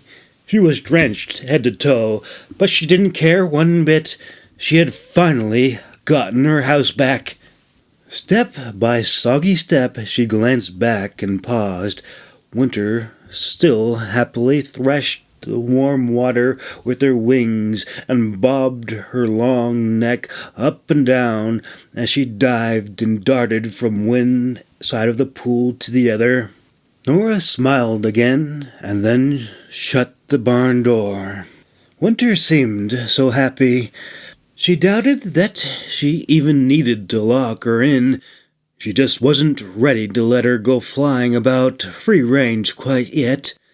Nora was pretty sure that wouldn't be a problem so long as she quickly moved all the wrecked bits of chandelier and charms into the barn. The last thing she wanted was for Winter to try to move back into her newly refurbished mansion. Just when she turned around, she was confronted with a tall, well-groomed young man with slicked black hair and long gray overcoat, with a white scarf and a gentleman's small travel sword fixed to his belt and a sea bag in his arms. James, what a surprise! It was true. For a moment, she didn't even recognize the butler. "I'm going to Glendon," he declared with a big grin. "I see that. Are you going to be gone long?" she asked. James shook his head. "Oh, no, it won't be long. It's just for a small holiday," he assured her. Nora smiled. "I'm glad to hear it. I was worried I was going to lose you forever after hearing about the news in Glendon." James shook his head. "I only heard what happened down south, but I hadn't heard much from Glendon. What happened?" he asked. "They were hit hard as well. I was told it was only a diversionary attack from their main push down in Volmar." James's shoulders drooped. "Well, I suppose it might be a bad time to go altogether," he sighed disappointedly. "Perhaps I will just visit Tackroon instead. I hear the weather is nice in Tackroon," he mused. Nora gave a sympathetic nod. "Oh, Tackroon is absolutely charming. You'll love it. It's so green, and everyone is really friendly," she encouraged. James brightened up a little. "I suppose Gojen is just next door, too. That might be a sight to see as well," he added. Nora smiled, but she held her finger in warning. "Watch out for the food. It's a bit spicy," she advised. "I will, Magi," he promised. "And James, come back safely, and don't do anything foolish," Nora pleaded. A bright white smile flashed across his face. "I won't. Besides, someone has to guard the library," he teased. Nora smiled back. "Well, I'm glad to hear it. I've been losing good people left and right as everyone is rushing to join the army or rebuild in Glendon after the fires," she said with a sigh of relief. "Oh no, this is just a personal holiday," he assured her. Nora nodded her head with approval. "I'm very relieved. I dreaded what you might do if you heard what happened to the great library and founders. I'm so glad you're not running off to join the army." The color drained from his face. "The great library? Was it burned?" he asked. Nora shook her head. "Well, not entirely.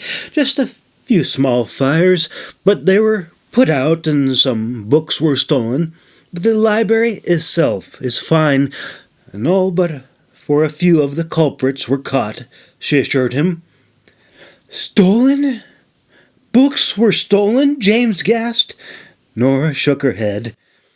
"It's not as bad as it sounds. The librarians are always losing books, and the library is so huge, you could be lost in it for weeks. When I was an apprentice, we had to go on a search for one of the elder mages who had been missing for several days. But when we found him, he was fine, and still had plenty of food and candles, and was rather quite surprised to see us," she chuckled. But, we gotta get all the books back, right?" James asked. "Oh, it's not that big of a deal. I'm sure they don't even know what books were actually stolen. But if they did, I'm sure there would be a hefty bounty on them. But there is so much going on. Nobody really cares about a few books," she assured him. "I care." "James, they're just books. You shouldn't get so worked up about such things.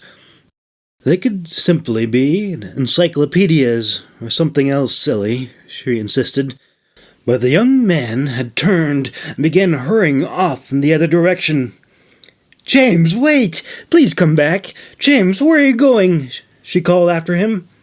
"I'm going to Glendon to find those books," he declared. Nora hurried after him. "But James, you don't even know what they are." "I'll figure that out when I get there, and then I'll find them." "Nobody steals books that aren't important," James insisted. "But James, that will be dangerous," Nora gasped. James grit his teeth. "I know," he agreed, but he did not slow his determined march toward the gate.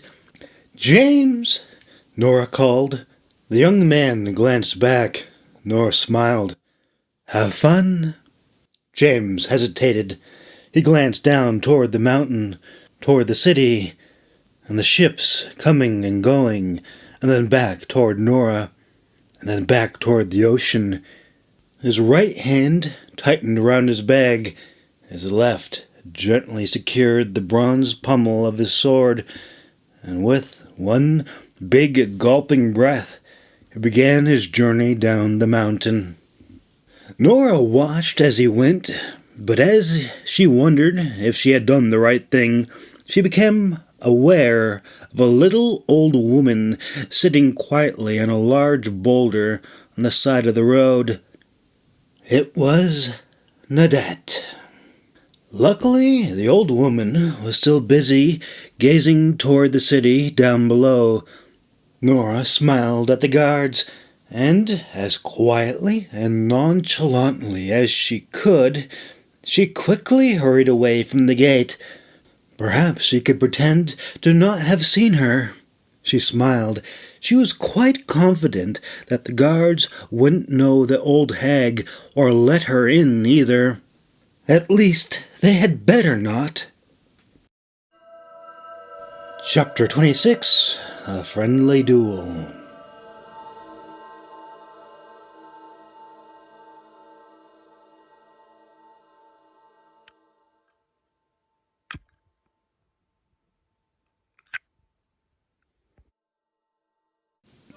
Chapter 26. A Friendly Duel. Nora winced. She knew it would work. Up until Vila came back. Could she really look him in the face and explain why she had left his mother standing out in the cold? Nora cursed inwardly. She couldn't lie to him. What was worse, she literally could not lie to him.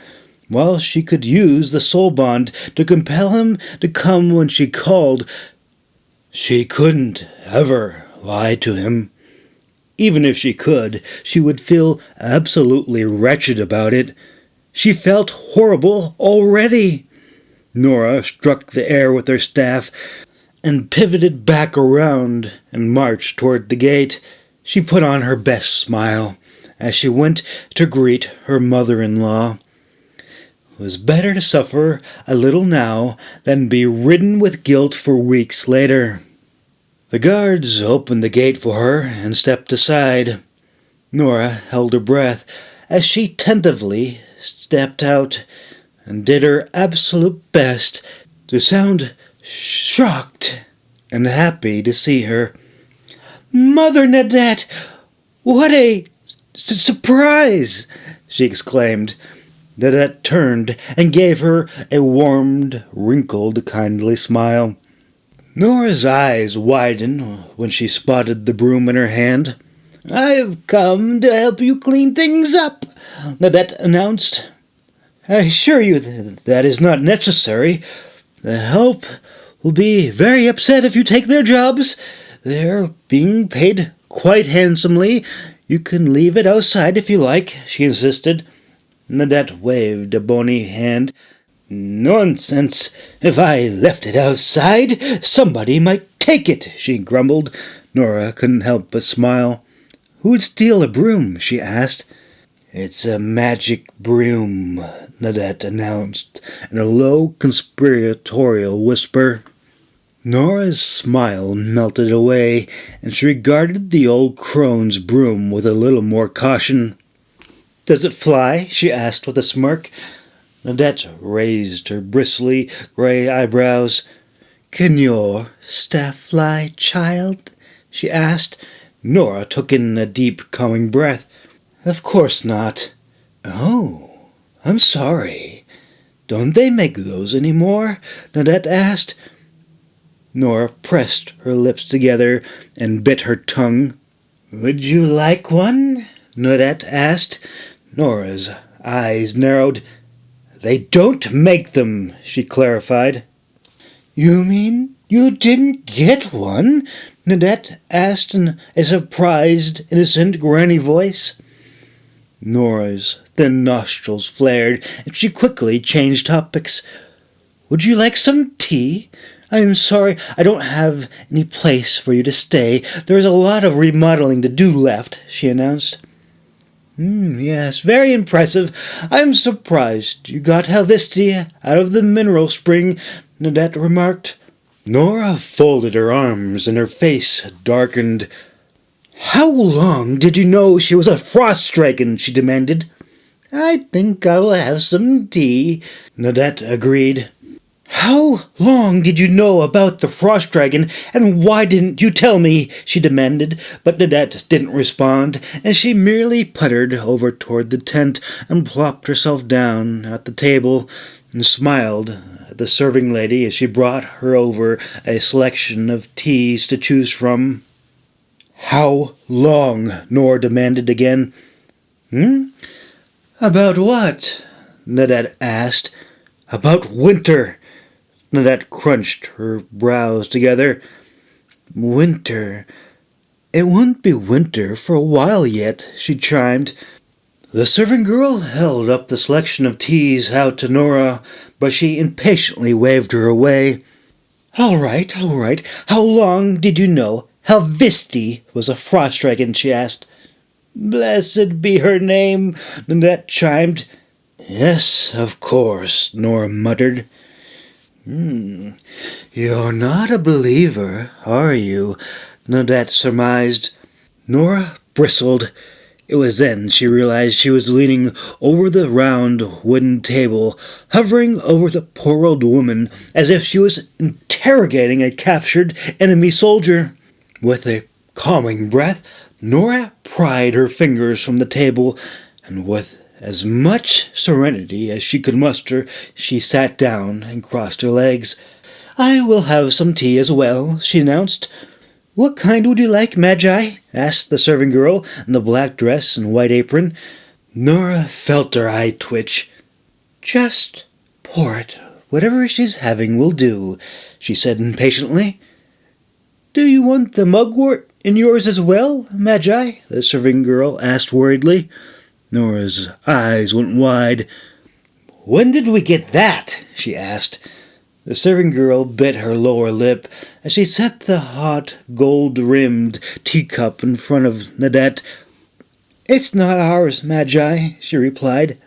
Nadette smiled and offered up her personal, smelly, worn-out little leather pouch. Nora grimaced. "No, peppermint will be fine, thank you," she insisted. Once the tea was served, Nora took the cup and neatly blew the steam off the top and took a small sip before resuming the conversation. "I believe in the gods. I am just not familiar with this one," she explained. "Oh, but you have seen her, have you not?" Nadette insisted. Nora took another calming deep breath.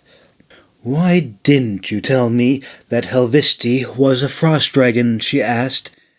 Nadette blinked. "You mean you didn't know?" she said innocently. Nora's thin-lipped smile tightened. Right then her gaze drifted from Nadette and settled on the broom. It was standing, unassisted, with the bristles up and balancing on the narrow handle on the smooth paving stones. Nadette blinked and then turned. "Oh, sorry, it has bit of mind of its own sometimes," she apologized, and reached over and set it neatly against the table. "Of course, it happens to me all the time," she replied through gritted teeth. Nadette smiled. "Does yours sing and dance as well?" she asked. Nora sighed. "Not recently." "Would you like it to?" she asked. "No, I don't believe I would," Nora replied, and then smiled. "It's quite the clever trick, a little levitation spell, I presume." "I bet you could convince some poor idiot into taking a running start off the wall tops," she remarked. Nadette shook her head. "Oh, goodness, no, child. I would never take a beginner that high, especially if they didn't know what they were doing. Vila would never forgive me if I did that," she assured her. "You set my yurt on fire," Nora remarked grimly. "You needed to be motivated. Besides, Helvisti needed you," Nadette insisted. Nora grimaced and then rose to her feet. "Thank you for stopping by. It was nice chatting," she concluded. "Excellent. When do we start working on your house?" Nadette asked. "I suppose you brought your magic spoon with you as well," Nora remarked sourly. Nadette smiled and fished the wooden spoon out from her fur-lined pocket. "Always." "Did you bring your wand?" Nadette asked. "I am an elemental war mage. I don't need a little wand to cast piddly spells or to start house fires," she sniffed. Nadette smiled. "Are you challenging me to a duel?" she asked. Nora frowned. "It might be fun," Nadette teased. "I haven't walloped a real mage in a long time. It would be good practice," she insisted. "No, mother dearest, that would be silly," Nora replied as calmly as she could. "Oh, I would go easy on you," Nadette assured her. Nora smirked. "Fine. Have it your way. Do your worst," she challenged. She wasn't going to actually do anything. She would merely let the smug old crone tire herself out. Nadette smiled and held out her wooden spoon. "So, you're an elemental. That means you'll be quite fast," she remarked. Nora set her staff down and folded her arms. "Fast enough," she shrugged. Nadette levitated the mage's staff. Nora rolled her eyes and threw up the barrier, and her cherry wooden staff went flying over the wall. "Oh my, that was impressive. Vila chose well," Nadette marveled. Nora smirked. "Thank you," she said. Nadette smiled. "Well, you win. I'll be off," she announced. Nora gave a curt, grim nod of satisfaction. But as she went to show Nadette out, she suddenly found she couldn't move. "Oh, please, stay where you are. I know the way," she assured her. Nora clenched her teeth as she braced herself on the wooden table and glowered back at the old crone as she waddled her way back out the gate. A wave of dread washed over her when the broom rattled about and then flew off after Nadette. Once she was gone, Nora glanced down at her feet. The soles of her boots had a thin layer of ice around them. The staff had merely been a misdirection, and she had been trapped by a simple frost spell. Nora muttered under her breath as she channeled heat down through her boots and stepped free. While the spell had been simple, Nora knew all too well if Nadette had wished to, she could have easily done something far worse. Instead of ice, it could have been fire, or God knows what else. Perhaps even a telepathic attack. Nora felt a cold shiver run down her spine. Telepaths could be very dangerous. What was surprising was Nadette. seemed to be fully capable and proficient at multiple advanced disciplines. The old crone could certainly cast just as vast as any master elemental mage from Founder's Keep could. Nora began to wonder if Nadette really could fly on her broom, but that would be silly and very uncomfortable. No, Nadette was merely playing mind games with her. Telekinesis was difficult, but the constant concentration and the amount of effort that it would take while moving any sort of practical distance and any sort of speed was not exactly useful transportation. Nora could use telekinesis to slow a near-fatal or harmful fall, and or hover off the ground for a short period if she wanted to show off, but she had never seen it used to fly. Nora hesitated, and then she turned back and hurried over toward the gate and glanced down the road, and she let out a sigh of relief. She could make out Nadette's small silhouette continue to slowly waddle down the winding mountain road. "I'm an idiot," she muttered to herself. If Nadette really could fly, she would have arrived in a rocking chair, or perhaps a flying ship, or a bloody goddamned carriage pulled by bloody flying reindeer. But right before she turned around, Nadette came to a standstill and calmly clambered up onto a round boulder that overlooked the city below. Nora frowned as Nadette let the broom hover in the air. The old woman turned and gave her a smug grin. "Impossible," Nora breathed under her breath. Nadette neatly scooted her bottom on the bristles and pushed off. Nora's mouth fell open as she watched her disappear down the mountainside. She went sprinting down the road. She half expected to see Nadette huddled behind the rock, laughing at her. Or worse, sprawled out in the snow and needing medical attention. Instead, she saw a tail of snow flurries flying behind her as the old hag went zooming down the mountain. Nora braced her hands on her knees as she struggled to catch her breath. She glanced about and quickly righted herself and glared at the two smiling guards at the gatehouse, who quickly found a nice fluffy cloud in the sky while she regained her composure. "Bloody show-off," she muttered. While Nadette had not flown, she had used a very simple technique to do something visually impressive. All the old crone had done was merely use a narrow pocket of air that was easy to control and focus on to slide down the hillside like a child might use to slide down a flight of stairs on the hand railing. On her way back, Nora glanced about for her staff. "Bloody idiot," she scolded herself. But she refused to go out of her way to find it. She was embarrassed enough as it was. Instead, she walked back into the courtyard and braced her hands on her hips and looked for someone to vent her frustrations on. Unfortunately, things were going quite well. There wasn't anything she could pick at or nag about.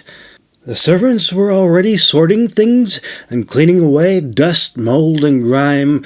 The carpenters were pounding nails, measuring, cutting wood, and their apprentices were running back and forth with fresh planks. The stonemasons were polishing the marble floors and adding a lovely blue lapis inlay. It was cheaper than ripping out the whole sections of marble, and Nora couldn't help but find the scratch marks left behind by Winter's massive black claws to be oddly endearing, so long as they weren't a tripping hazard. Nora glanced up at the gaping hole in the ceiling where the chandelier had been. Well, that was going to take a while, but then a smile came to her face. She would replace it with Winter's scales and a mixture of low-hanging dragon charms, and seashells, and a few sea stars as well. Yes, that would be unique. In fact, she hadn't ever seen anything like that before, and it would be much faster to assemble then waiting on crystal to be cut and another chandelier to be built. Governor Clarice had also donated the furniture from his guest house. Nora couldn't help but smile. If she didn't know any better, she might have thought he was eager to get rid of her. Chapter 27. Restoration. By the following morning, her mansion had been nearly restored. When Nora strode into the entry, her face lit up as she examined the freshly painted white walls. She handed off her long white fur mink coat and gazed up at the newly assembled chandelier. Instead of crystal, it sparkled with polished white dragon scales, seashells, and various sea stars. It went wonderfully with the sparkling blue lapis on the floor and marble pillars. "It's perfect," she gasped. "It's wonderful. Bring in the furniture," she commanded, and the doors burst open, and cart after cart was unloaded. Nora frolicked about like a mad conductor, pointing and instructing the moving crews where to place everything. There was still so much to be done, but when she was satisfied with the entry and her bedroom, she delegated the rest to the staff, and she hurried over to see Winter. "We are going flying today," Nora announced in a happy, sing-song voice. Winter poked her head above the steaming green water's surface and fixed her jet-black eyes on the saddle and reins in Nora's hands. "I know you haven't seen these before, have you?" Nora cooed softly. Winter let out a loud blast of air from her nostrils. Nora couldn't read minds, but she got the message loud and clear. "Well, it won't be the last time," she assured the dragon, but Winter gradually remained in their warm mineral bath and gave her a grouchy sidelong glance. The tip of her long, slender tail flicked upward. Nora sighed. "I see you're going to be difficult. Very well.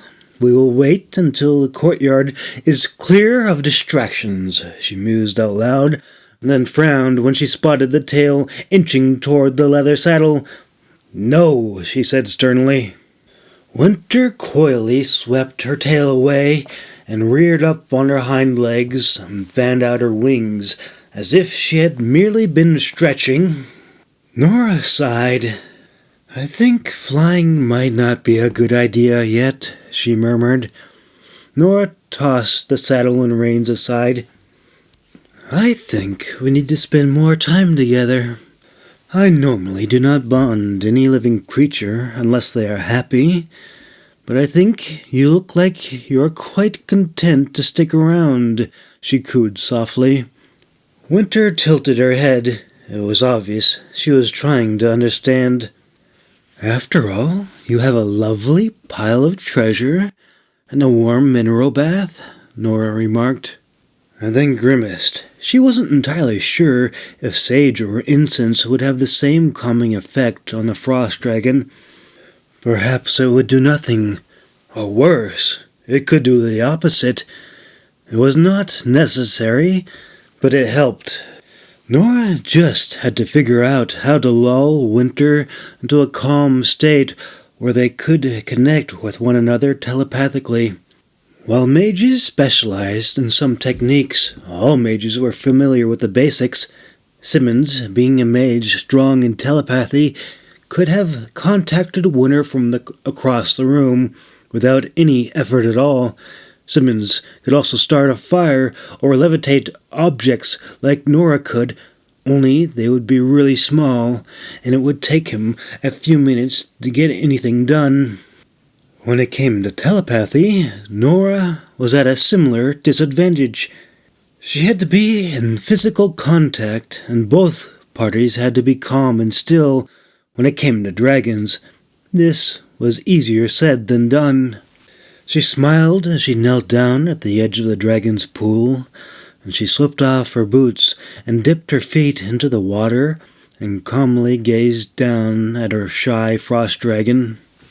"I really wish Irene were here," Nora sighed in a sing-song voice. It really didn't matter what she said. The dragon would only understand the tone of her voice and her body language. Winter inched a bit closer until she rested her large snout in Nora's lap. "Yeah, you would have liked Irene," Nora whispered. Now that she was touching Winter, she was able to relay the soft, soothing harp melody that was in her mind to her dragon. Winter's big black eyes grew heavy. Nora gently stroked her smooth, warm scales and cupped water into her palm and stroked her warm, wet hand between the ridges and around the crown. She counted 18 horns. Some of them were no bigger than her thumb, and others were more pronounced and were dangerous, foot-long spikes. "I like you so very much. Do you like me?" Nora whispered. A soft, warm, contented thrum resonated through the whole building. Nora smiled and closed her eyes. Her focus deepened. "I want to stay with you forever," she cooed softly. It was then Nora felt herself drift away. Darkness enveloped her, and she found herself kneeling beside the warm mineral hot spring. The warm mist glowed from a mysterious light that came up from the enchanted pool. This pool only existed in the dragon's mind, and for the most part, the dragon was in complete control of the dream realm and could manifest itself anywhere and in any form. Nora leaned forward and called in a soft, soothing voice, "Where are you?" In her mind's eye, she was bombarded with several images of dragon riders that had come before her. They had kept poor Winter in a wooden crate and paraded her around the city. Nora shook her head.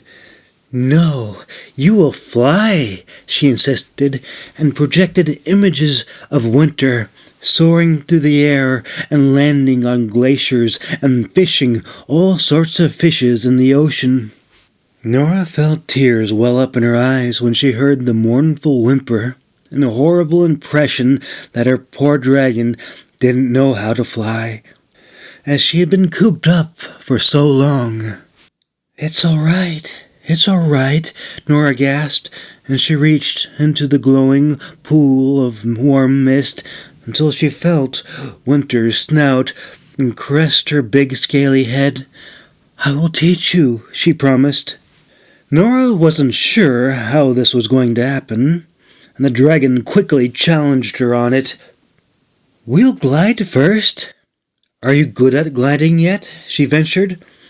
The dragon became still.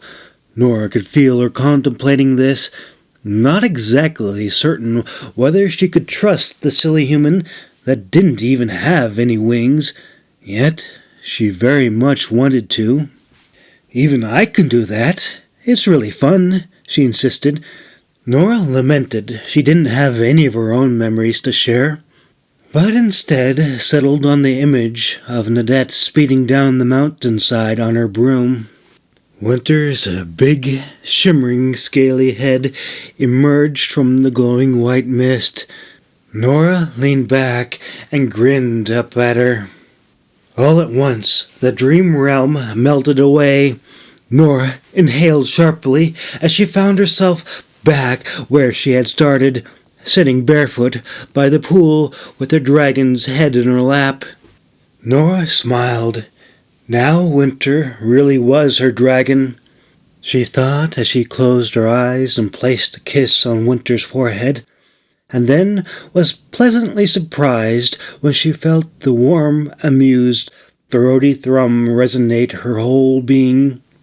She was her human. Winter corrected her. Nora smirked. She felt Vila embrace her, as he sensed the dragon had become a part of their soul bond. Winter contemplated this third presence for a moment, but then she felt Nora respond with affection, and she let it go. Her humans. "Are you going to sleep in your pool all day?" Nora teased. Winter blinked. She quickly remembered the promise of flight, but then she lazily let out a long, pent-up sigh that manifested in a blast of white steam from her nostrils. "Don't you want to meet your other human?" she asked.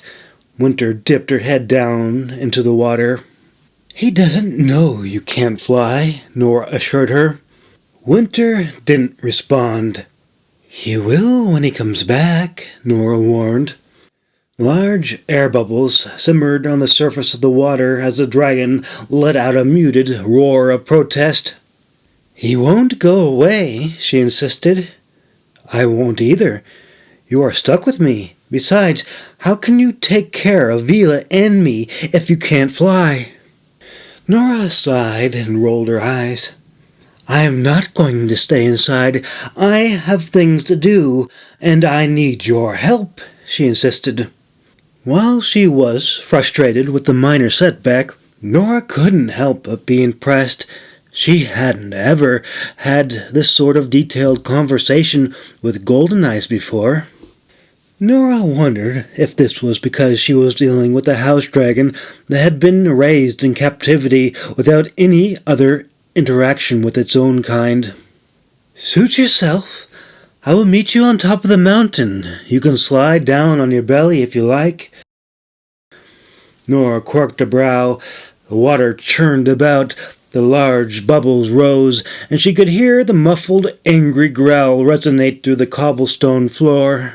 "You said you wanted to stay with me. I didn't trick you at all," Nora insisted as she pulled her socks and boots back on before sauntering over across the room and hefted the saddle over her shoulder. Nora felt an impish smirk cross her lips as she felt the dragon ask how long this would last. "Forever is a long time," Nora replied. "Fine, I'll be waiting on top of the mountain. You can come of your own free will, or sleepwalk up. You aren't going to lounge around and get free food and sparkly things forever," she insisted. Nora rolled her eyes. "You said you wanted to fly. We're going to fly." There was another low, rumbling howl of protest. "Vila isn't a dragon. He does other important things. He doesn't have to fly. Besides, he doesn't have any wings," she insisted. Nora smiled as she opened the large barn doors. She could feel the dragon needing to come up for air. Any time now. Winter came bursting out of the pool. Her claws clacked loudly on the tiled floor as she came reluctantly with her head drooped as she nervously followed behind her mistress. The guards and servants all stopped and stared as she came strolling out with her dragon in tow. Nora winced when she heard the piano topple off the cart. "We shall go out the side gate," Nora announced, but she quickly used the air to hold the overly ambitious guards into place. "Please do not run. We shall proceed in a nice, calm manner to the north gate," she insisted. The guards glanced at her, then glanced at her dragon, and quickly nodded. "Leave their helmets alone," Nora warned. Winter cracked her tail agitatedly on the ground and grouchily followed after Nora. "You'll be fine. It'll be fun," she assured her. "It won't be awful. You won't die. I will help you. You were born to fly. It will come quick, trust me," Nora insisted. While Winter didn't speak in words, she sensed the sassy Hendrike project her frustrations out onto her. Winter didn't understand the words, but she could sense the inflections, and she quickly absorbed their meaning through the soul bond. It was quite a shock to the system. Vila hadn't been too thrilled about it either. Nora, of course, hadn't bonded him against his will. But like Winter, he just had no idea how much control he was losing when he consented to the bond. But he had grown to get used to it, and even love it. And Nora was confident that Winter would too. I didn't trick you, Vila, Nora laughed. Winter howled again. I didn't tell him you couldn't fly. You told him, you twit, Nora scoffed. Winter let out a vexed roar that echoed off the mountainside and ripped out a pine tree from the roots and sent it flying off the steep ledge. How old are you? Nora asked. Winter flashed her an angry glare and reared up and spread her wings and puffed out her chest. Nora smirked. Well, I can certainly see you're a big fledgling, perhaps even old enough to fly, she remarked. Winter deflated and came crashing back down onto all fours. Don't be sad, be angry, Nora scolded her. Nothing worse than a sad mopey dragon, she muttered. Finally they came to a steep ledge. Winter let out a groan and looked away. We aren't flying today. We are just doing a little recreational gliding, she assured her. Winter nipped at the saddle and then flung it off the edge. Nora sighed and braced her hands on her hips as she watched the expensive leather saddle tumble down the steep mountainside until it finally tangled up into some bushes poking out from the snow. Well, that's a good start, she mumbled. Winter stubbornly flopped down on the ground and tucked her snout under her wings. Nora smirked. Fine, you can go by yourself, she shrugged. Just as she was about to take a running leap, Winter blocked her path. Nora laughed as she rolled beneath Winter's belly and launched herself off the cliff. Winter let out a frantic wailing howl from on top of the mountainside. Vila always hated it when she did this as well, but Nora was under complete control. Her long auburn braid and cloak trailed behind her as she sailed through the air with a lofty, almost angelic flare. As she extended her hand and completed the circle before she touched down onto the soft powder and slid the rest of the way until she was beside her saddle. Nora quickly wiped the snow from her face and glanced up at the now very worried dragon above. Come on, use your wings, just glide, she called up. Winter growled and turned away. I won't laugh at you. It'll be fun, Nora insisted. Winter scooted herself over toward the ledge. Unfortunately, by the time she had tried to back out, she was already sliding, and she spun around and began frantically digging her large talons into the ice and snow.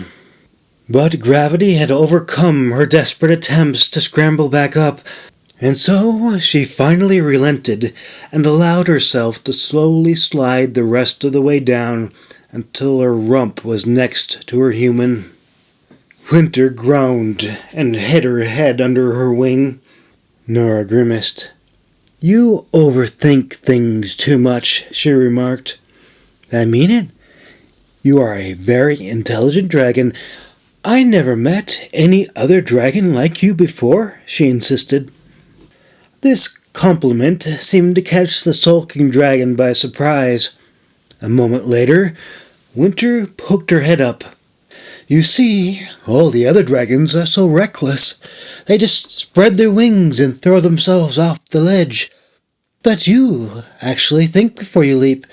I'm very impressed, Nora insisted. Winter gently gave her wings a soft thresh and puffed out her chest as she nonchalantly craned her neck and began licking at her scales. Nora took that distracted moment to throw the saddle over the dragon's back. Winter's head swiveled back around, but Nora pushed her head away. We're going to try again, she insisted. Do you want to walk home alone? She asked. Winter drooped her head and allowed Nora to fix the leather straps under her belly. Relax, it will be fine, she soothed. Once the dragon released the pent-up gust of air, she quickly cinched up the strap. Nora had learned this the hard way with horses, as sometimes they would take a big gulp of air to swell up their bellies and then let it out later, letting the saddle come loose. Thankfully, she had learned this while riding a horse and not flying a dragon. Once the harness was secure, Nora clambered up onto Winter's back. "It's all right," she soothed her. "You were born for this. You were born to fly," she encouraged. "Close your eyes," she instructed. Winter's head pivoted around and stared at the crazed mage on her back in disbelief. Nora smiled and leaned up to kiss the frost dragon on the nose. "It's okay, we aren't flying yet," she assured her. "All we're going to do is close your eyes and spread your wings, and then we'll go home, all right?" Winter reluctantly closed her eyes, and then, very hesitantly, unfurled her massive snowy white sails. "Shh, it's okay, stay like that," Nora soothed, and she smiled as she felt Winter's massive heart pounding within her own chest.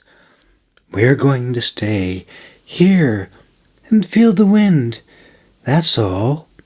Smell the fresh air and feel the wind," she whispered as she stroked Winter's neck. A sudden gust of wind filled her snowy white wings. Winter's great powerful shoulders instinctively flexed and twitched as she regained her balance. Nora lowered her face down and gently kissed the base of Winter's long neck. "It's nice, isn't it?" she purred softly. Winter softly threshed the air with her wings as another gust of wind almost swept her off her feet. "See, you were born to fly," Nora whispered. Winter steadied herself and quickly folded her wings, then glanced up toward where they had come. "You did good. Let's go home," Nora encouraged. "Unless you want to go into town," she suggested. Winter tilted her head to the side, giving her a curious "why in Hades would she want to do that?" look. "Where do you think I get all those glass charms from?" Nora laughed. Winter blinked. "Well, I don't lay them or find them in the dirt. I buy them and bring them back. People make them, and if I am nice to them, they give them to me. But if you break their things, they won't be nice to me anymore," she insisted. Nora made sure to add the last bit, so Winter wouldn't go about trying to terrorize the locals for tribute. The dragon blinked again. It clearly didn't understand the concept of buying things, but it sort of got the concept of being nice, or at least not eating them or stealing their treasures. "Never mind, we can try to climb up the mountain if you like, or we can glide down and get a ride back home," she offered. "I won't tell them you can't fly. I'll just say you aren't feeling well is all," she assured her.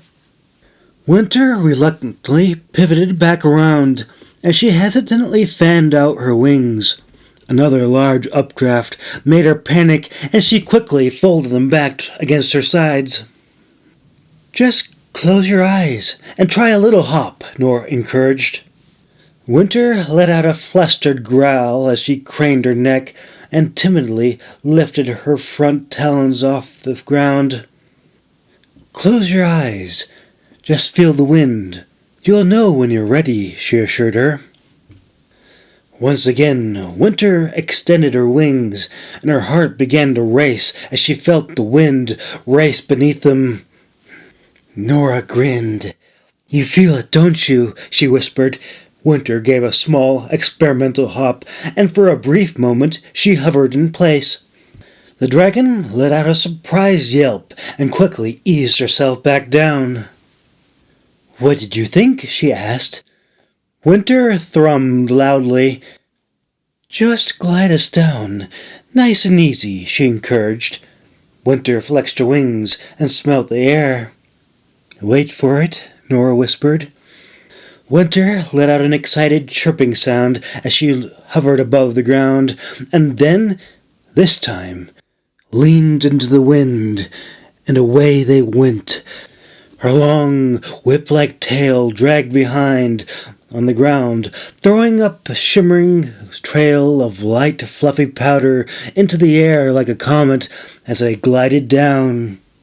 Nora grinned as Winter began to gently sway as she banked side to side. "You clever girl, you're doing it," she praised her. Winter let out an excited thrumming sound as she bore down, gliding faster and faster. She strafed just inches above the snow and soon began weaving back and forth in tight, curving serpentine patterns. Winter yelped as she suddenly found herself racing toward a cliff. "Be brave. Do what feels natural," Nora encouraged. Winter let out a flustered growl, but before she could panic and plant her feet down, Nora intervened and summoned a warm gust of wind that sent the dragon soaring up into the sky. Taken by complete surprise, Winter instinctively threshed the air with her wings to stabilize herself, and before she knew it, she was soaring over the rooftops, and fear melted away, and her heart now fluttered with excitement. "Winter!" Nora shrieked in panic as the excited hendrake did a barrel roll. The dragon chortled in amusement, and Nora laughed. "You're flying," she guffawed. Winter soared up higher and higher until they were skimming along the white clouds. Nora wished she had brought warmer clothes and her riding goggles, but she was too excited to care. On her stinging face was plastered a frozen cherry-cheeked grin as the dragon dove back down and circled above the city in steep banking turns. "You are so fast and agile," Nora whispered through the soul bond, and she hunkered down and gave Winter a kiss on her neck. "Find Vila," she cooed softly.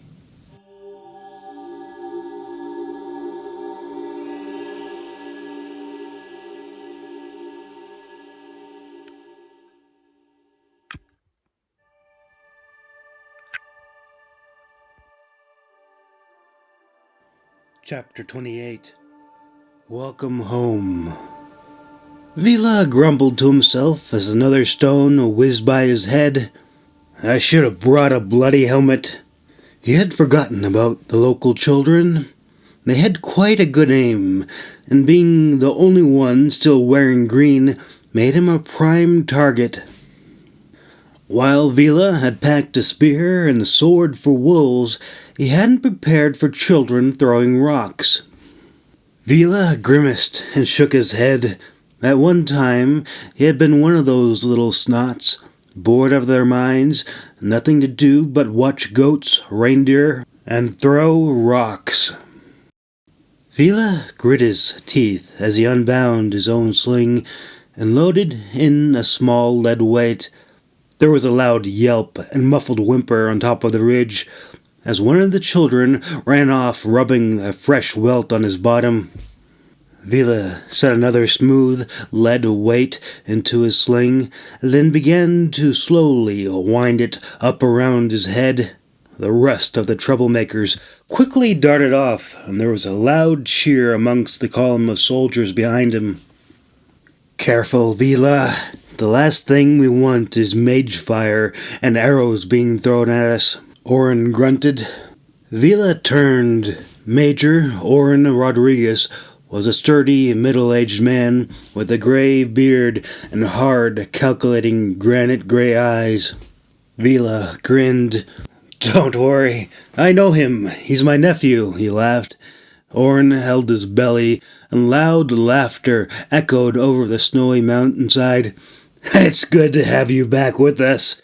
We should be getting close, and we'll get you a proper Helvisti uniform," he assured him. "What uniform is that?" Vila chuckled. as he glanced back at the column of rough, bearded men, clad in a random assortment of seal and reindeer furs, and carrying their heavy packs of supplies with them. Orin grinned. I've been meaning to inquire about those, but as you can tell, the regulations are pretty lax out here. It'll be good to get out of this blasted green, Vila agreed. Captain Wallace laughed. You're the only green bush for miles, he called out. That joke was funny last week, Vila grunted agitatedly. Not all of their company were followers of Helvesti. Many had joined as a rite of passage, so they could come back with an obsidian knife in their belt. These obsidian blades were sharp enough to shave with. They certainly didn't replace quality steel. For Vila and the local tribes, they had religious and spiritual significance. For the soldiers new to Helvesti, the obsidian knives were prized trophies and a story to tell in the tavern when they got back. In Helvesti, you weren't a real man without one, and if anybody were caught selling the obsidian blades in town, they would be tarred and feathered. And that was getting off easy. Outside the city, the penalties were more severe. If any of the nomadic tribes caught anybody selling those obsidian blades, they would either be killed on the spot or stripped naked and sent out to freeze to death in the Baru waste. Once they had made their way down the mountain, they came across a small village near the basin, where they were greeted with warm smiles and heaps of freshly cooked food. Although the shepherd boys had behaved poorly, their parents and village elders were quick to make amends and were very eager to trade.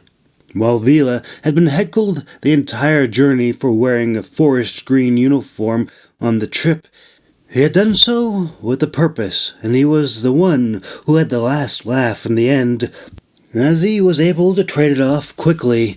The nomadic tribe people had an abundance of warm furs, but they treasured the deep, vibrant greens and any of the other colorful garments they had stuffed in his pack. In the city, he might have paid gold for the warm, custom reindeer fur tunic and the warm, gray, wolfskin cloak. But here, he was fed a hot meal and gladly gave up the rich, dyed wool overcoat, which was quickly cut into pieces and passed around as headbands for the men and ribbons for the women. While Nora might have been angry at him for not giving them a fair price, Vila did not feel bad at all. There were very few traders willing or capable of coming this far up north, or south for that matter. Yes, the men came down to haul ice, but the journey was not one that was good for pregnant women or the tribe's elders. As far as Vila was concerned, it was a win-win for everybody. They were just as happy to see him and take his things as he was happy to be rid of it. Vila smiled as a line of young boys shuffled over to him. Sorry, they mumbled in unison. Vila raised a stern, heavy black brow and glanced over to his nephew. What are you sorry about, Riley? He asked innocently. The young boy looked toward his stern-faced father and mother, and then back down at the ground. Throwing rocks, Riley confessed. Vila grinned and gave him a playful jab on the shoulder. You missed, he teased, but Riley's mother gave Vila a stern glare of disapproval. Next time, if you come down and carry our packs, I'll give you a silver coin each, he announced. Riley blinked and glanced over to his friends, and then back at Vila, and then toward his parents, and then back at Vila. Really? He gasped. Vila gave a finger of warning. No more rocks, he said sternly. Riley quickly nodded. We won't do it again, he promised, and his little crew quickly bobbed their heads up and down in agreement. Riley's parents smiled back at him and gave a nod of affirmation.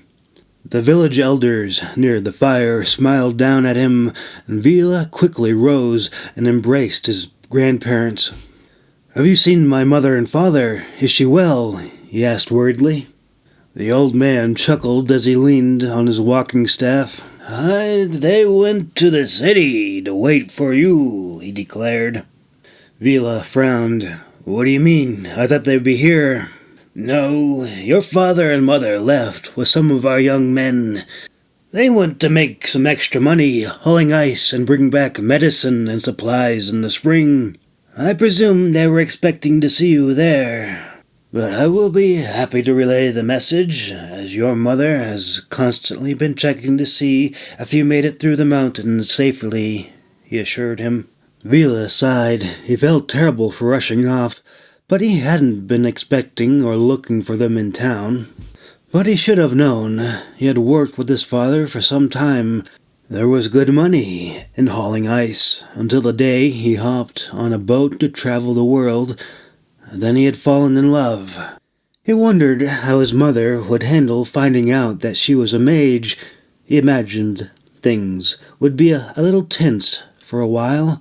Nadette had a big personality. Her silence was deafening, and she was prone to rage. Needless to say, it was never boring. Thankfully, Gren, his father, was a large, patient man. While most men might run and hide in a cave someplace, Gren could pick her up and sit her down and diffuse the situation with a mere kiss that left her smiling and starry-eyed.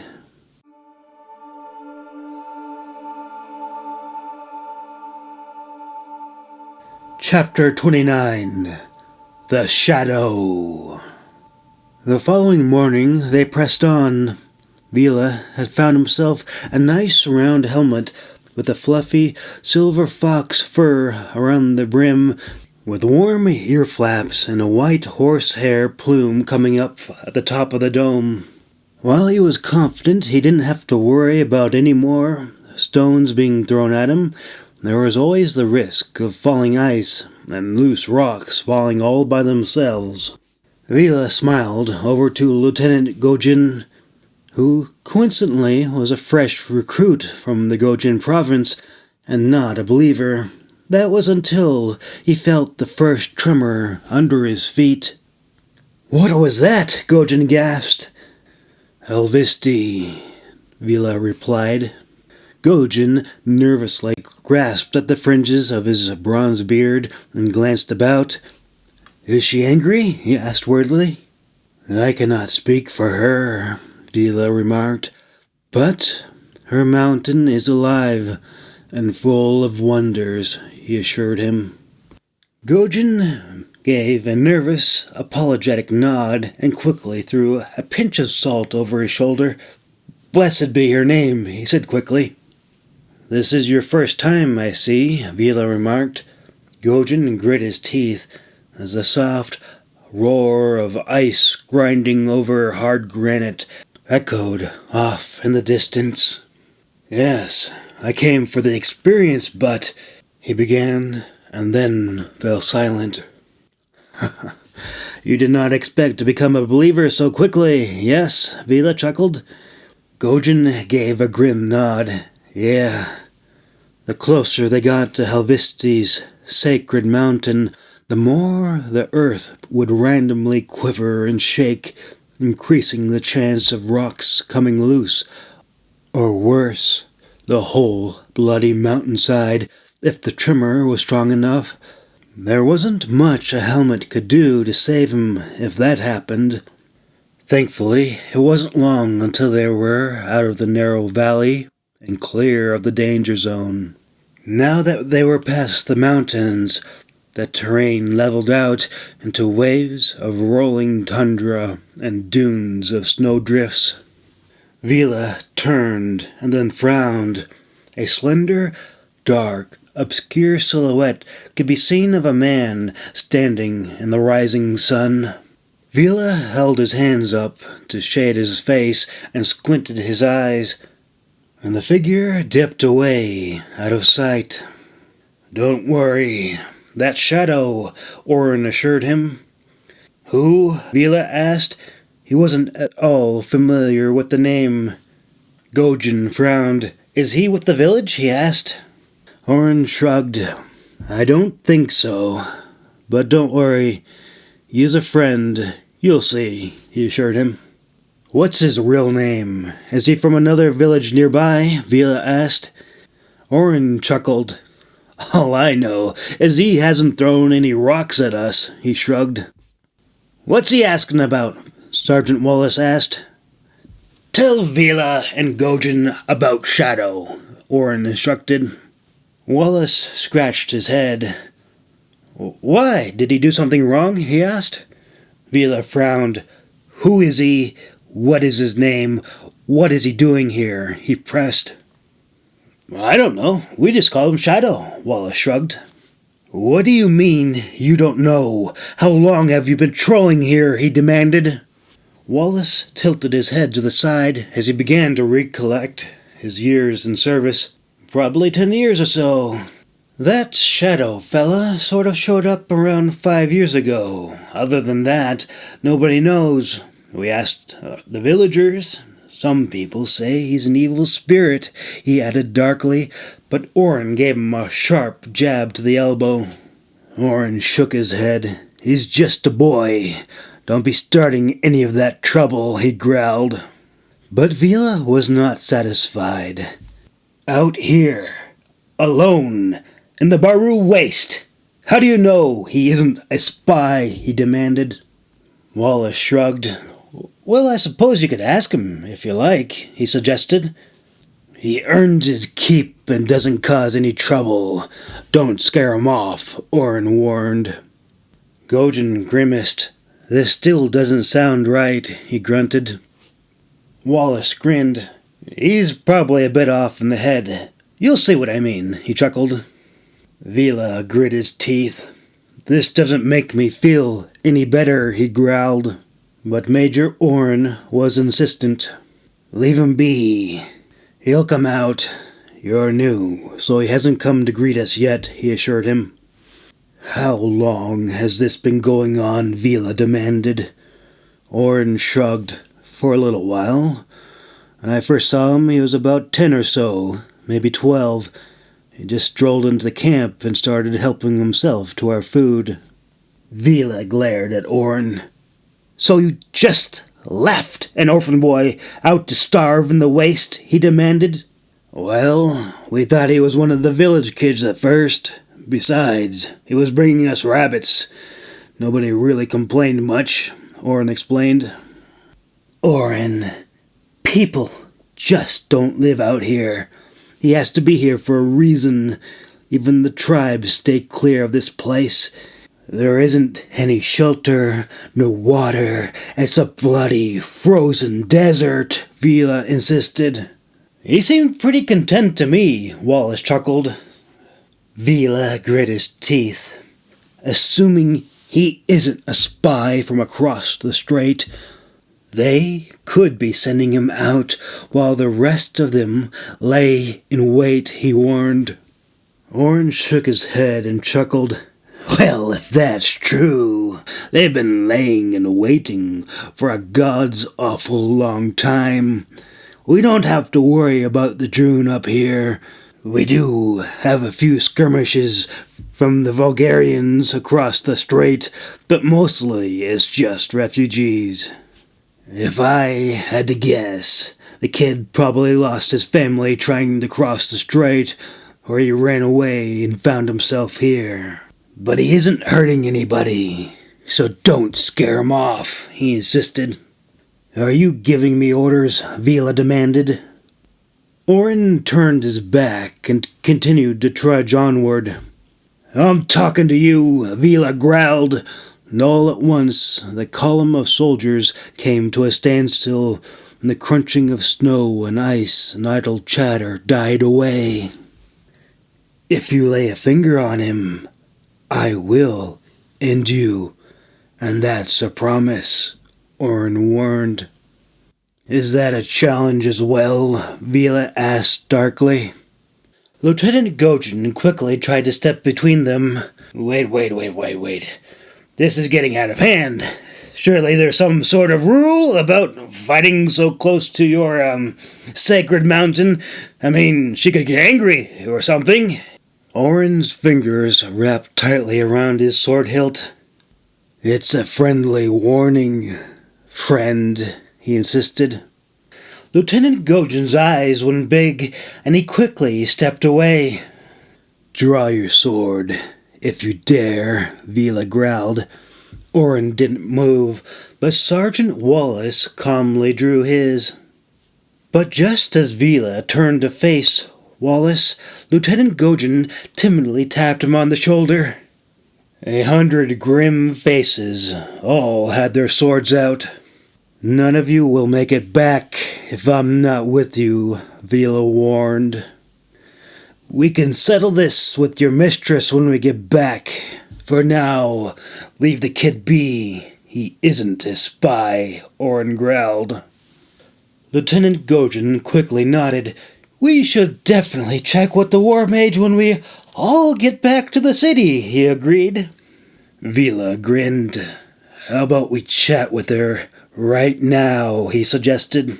Suddenly there was a commotion, and loud shouts of panic erupted from the column of soldiers. Gojin's jaw dropped. Dragon! He exclaimed. The soldiers threw themselves to the ground as the frost dragon strafed over them. Orin turned, Vila grinned, and waved up at Nora, who came back around. Her excited laughter echoed through the empty Baru waste. While Vila had not alerted Nora, he had sensed her approach and used the timing to his advantage. She had obviously come to show off Winter before heading back home. On that dragon, weeks of marching probably took only an hour or so. Vila's attention quickly turned back toward Orin. Shall I call her back? He threatened. Orin grit his teeth. Just leave the kid be, he growled. Vila relaxed. I just want to ask a few questions is all, he insisted. Orin nodded. All right, you can ask. Just don't scare 'em or rough 'em up. Vila nodded. You have my word, he assured him, and held out his hand. The nervous column of soldiers watched and waited to see what would happen between their two leaders, and there was a collective sigh of relief when Orin returned the handshake. Just remember one thing, Vila. I can't control 'em, and I can't stop all of them, Orin warned, and pointed toward the column of rough faces behind him. I don't hurt kids, Vila assured him. Orin gave him a stern glare. Riley was throwing rocks at us, and it was a just and well-deserved welt, he insisted. If you even so much as raise your voice, there will be trouble, Orin growled. From you, Vila demanded. Orin grimly stared Vila in the eyes.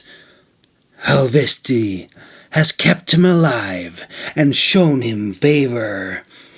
Touch him or scare him, and Helvisti herself will swallow you up, he warned, and then turned around and continued to march into the wind toward the sacred mountain. Vila glanced toward Sergeant Wallace, but he also turned his back and continued marching onward. Gojin swallowed hard and turned toward Vila. Maybe we should go our own way. At this rate, they'll kill us in our sleep, he warned. This is not an official military expedition. You are free to go if you wish, but I will complete the pilgrimage, Vila insisted. Gojin grimaced. Well, I wouldn't be able to find my way back. And so if I'm gonna die, I might as well die with you than die a slow coward's death out in the snow, he grunted. Trust Helvisti. Things will be all right, Vila assured him. As they approached the mountain, they came to large stone thrones carved out of the boulders. In each chair sat a grim-faced patriarch gazing out toward the travelers as their wispy rags and hair blew in the wind. Gojin threw another pinch of salt over his shoulders. "You remember what I said about staying with you?" he asked. "They are my ancestors. You have nothing to fear," Vila assured him. "Just so long as you vouch for me," Gojin chuckled nervously as he passed by column after stone column of Vila's grinning dead ancestors that had been secured so that they could leer down from their chairs at the travelers below. From that point on, not a living soul spoke for the rest of the journey until they finally reached the base of Alvisti. Once they gathered under the shadow of the sacred mountain, Vila, along with the other devoted believers, created a shelter to place their lanterns.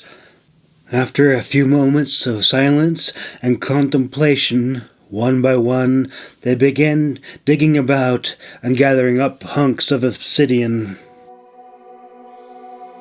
Lieutenant Gojin glanced about nervously. He and Vila had quickly become rather unpopular with the men, and it was too late to switch sides now. Somehow, even though they were outnumbered 50-1, with Vila on his side, he felt that they were, at least, in for a fair fight. Strangely, everyone else seemed to feel the same way, as no one would approach him alone. In reality, they really only needed to kill or injure 10 or so before the rest lost their nerve. Unable to stand the silence anymore, he cleared his throat. If he was going to get cut up to bits for sticking up for Vila, the man at least owed him a good conversation. "So, what's it like?" Gojin asked. "What is what like?" Vila grunted as he hefted out a hunk of obsidian from the hole he was digging in, only to have it broken up and quickly confiscated by 4 other soldiers. Gojin chuckled softly. The same rock Vila had lifted by himself. The 4 men who had taken it now struggled to hurry off with a quarter of the weight. "Well, what's it like being a—" Gojin hesitated. He was about to use a word that he would regret, but he couldn't remember the proper word for it. "A sword caddy?" Vila asked with a grin. Gojin couldn't help but chuckle. "Well, yeah. As a new officer, it was hard earning the respect of his peers, let alone the common infantrymen. A sword companion often had the worst of both worlds. They weren't really in charge of anything, while at the same time they also represented their regiment's war mage. Their primary job was to be an advisor and a bodyguard." Vila chuckled. "It has its ups and downs. I'm very fortunate." "There are upsides? What are those?" Gojin teased. "The extra pay is nice. I don't have to follow so many petty rules, and my kit is all custom to me," Vila pointed out. "Yeah, but you have to put up with a lot more," Gojin chuckled. Vila grinned a big white toothy grin. "I'm quite lucky in that department. Every mage is different, so I can't speak for all sword companions," he assured him. Gojin brightened up. "I see. She's tough but fair," he ventured. Vila shook his head. "She is a very generous tyrant. She'll break your legs and keep breaking until there's nothing left. Or she'll make you a bloody hero and lay the world low before your feet," he corrected him. Gojin stroked his frost-covered beard. "Well, I suppose it's a good thing she's on our side," he chuckled. "Why the sudden interest?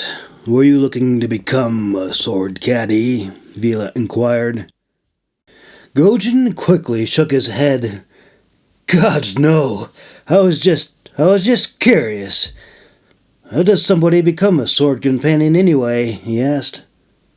"There's only 2 ways I know of. A mage can randomly recruit you out in the wild. Or you can go to Glendon and train at Founder's Keep, where your chances of being selected are very high.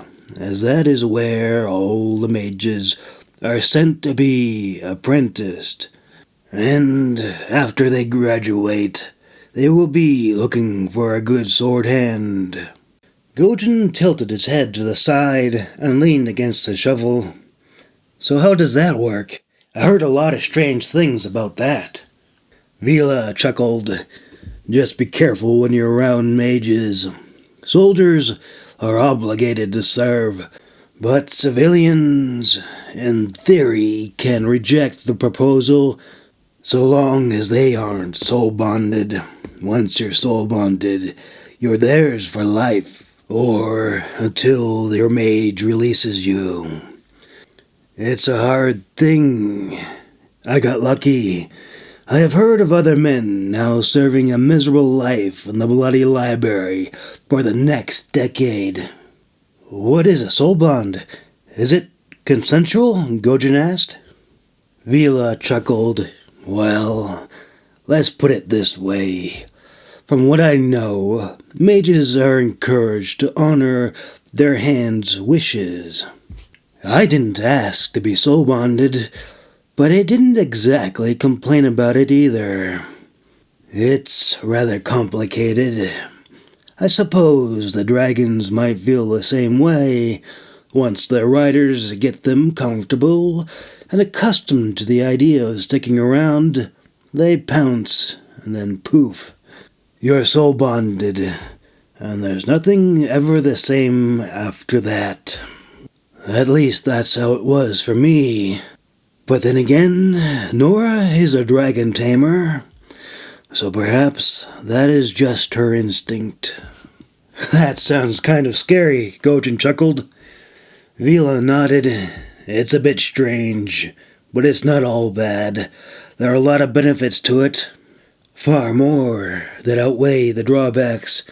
And I have a good relationship with Nora, so it's a win-win for the both of us. I feel what she feels, and she feels what I feel. And it allows us to communicate telepathically, which helps us work as a team. Gojin blinked. Can she? Is she? He hesitated, part of him dreading that perhaps Nora had been listening in the whole time. Vila shook his head. I could allow her to see and hear through me, and she could do the same, but it's not always convenient. As we both have our own matters to focus on, I'll put in a good word for you. Did you have anything important you wanted to relay to her? Gojin quickly shook his head. No. I was just curious, he said hurriedly. Vila turned and glanced up at the hostile group of soldiers who lingered around the large hole he was standing, and one by one they wandered off to find their own piece of volcanic glass. For the rest of the evening, nobody spoke with them. Major Orrin and Captain Wallace were cordial enough, but the laughter and companionship they had shared along the way had turned cold.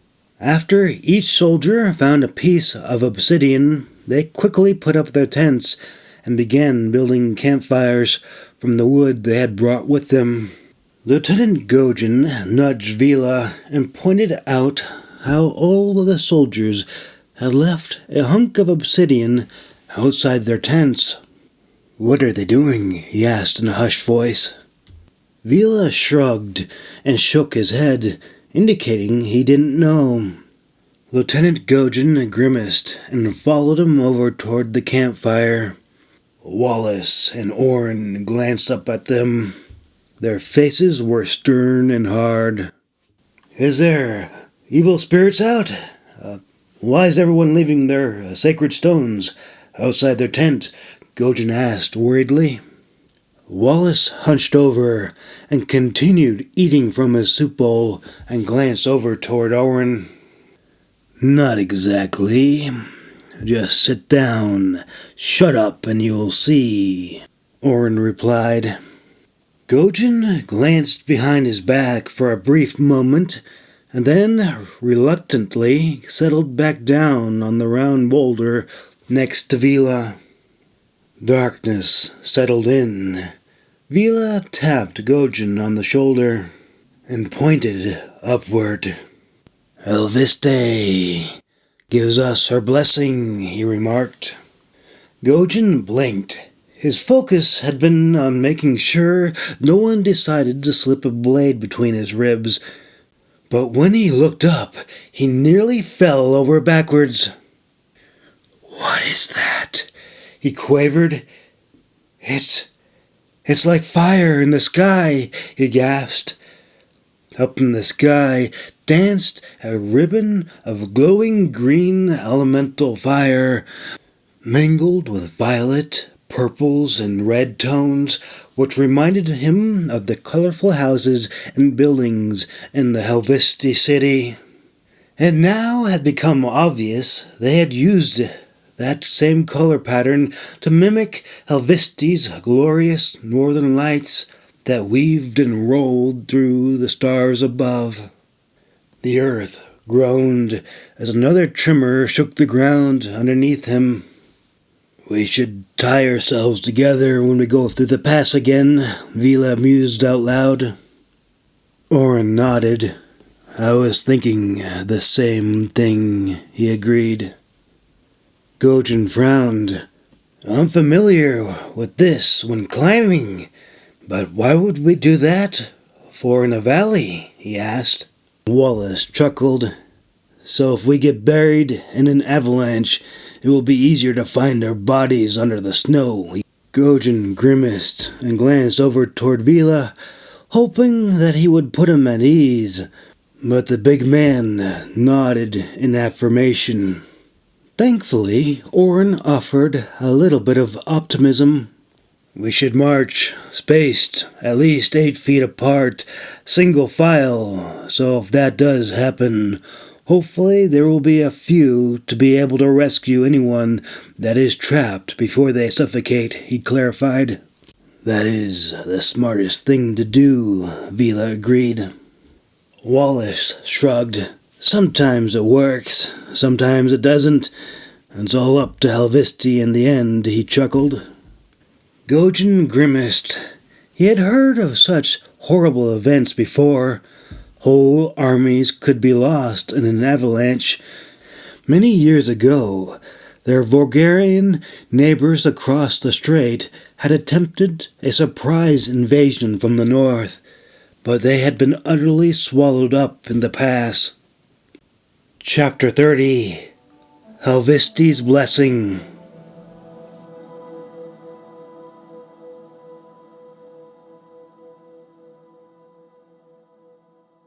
The art of knapping obsidian into useful forms was an ancient one. Vila had been raised to be a cleric, and he was taught how to craft the sacred glass into stone blades. Naturally, to his mother's frustrations, all those plans had gone astray since he had met Nora, but his knowledge and skills were still good. While obsidian was sharp, it wasn't the most durable of blades. Copper was far more forgiving and workable, and they could always trade furs for iron and sometimes even steel. Even now, Vila had brought 3 lumps of the black volcanic glass the size of his fist with him. The other 2 pieces were for if he made a mistake on the first. That was the nature of obsidian. One wrong tap, and hours, even days' worth of work could be all destroyed in a blink of an eye. While the tools for the job were a simple piece of antler for flaking and a small wooden billet that was plated with copper, the technique required to get anything remotely useful was tedious and required extreme precision. Vila took in a deep breath as he studied the lump in his hands. He did his best to ignore Gojin's big green eyes staring at him with intense interest and fascination as he chewed noisily into his ear. The smell of red Gojin berries beat down on him. "Do you mind?" Vila grunted. "Oh, sorry," Gojin apologized. Vila let out a flustered sigh and re-examined the structure of the stone. Once he captured the shape in his mind's eye, he raised the copper billet, and then, off in the distance, came a soft but distinct and unmistakable tapping noise. Vila lowered his tools, but Orin put up his hand. "Just wait," he assured him. Vila grit his teeth. The noise stopped and began again, and then again. Rap-tap, rap-tap, rap-tap-tap. A whole hour passed. Right when Vila was getting ready to lose his patience, his eyes followed Orin's. He turned, and right beside him sat a young man, barely 16 years old. His skin was dark, darker than Vila's, and his sharp black eyes were fixated on Orin's lump of volcanic glass. In a matter of minutes, the boy, known as Shadow, used his crude bone tools to form a black crescent-shaped blade, and used the bowed handle, leather cord, and pine tar provided to finish up the knife. Vila watched in stunned silence as the young boy moved on and grabbed Wallace's stone and proceeded to nap away. The fire crackled softly as Shadow continued to work in silence until he completed it and fastened the obsidian blade into a coyote's jawbone that Wallace had left out for him. From the looks of Shadow's baggy garments, he had gotten most of his warm clothes from the soldiers. Vila grimaced. It was pretty clear Shadow wasn't a spy, but still, he had no idea who he was or what he wanted. Perhaps just food and money. Vila quietly reached into his belt and fished out a silver coin and held it up to the firelight. Shadow glanced up and hesitantly reached out to it. Vila smiled as the boy plucked the coin from his hand and flipped it about curiously. To his surprise, Shadow didn't pocket the coin. Instead, he flipped it around once or twice, tried to bite it, and then tossed it into the snow. Vila's grin faded as the boy pointed toward his helmet. "Not a chance, kid," he chuckled.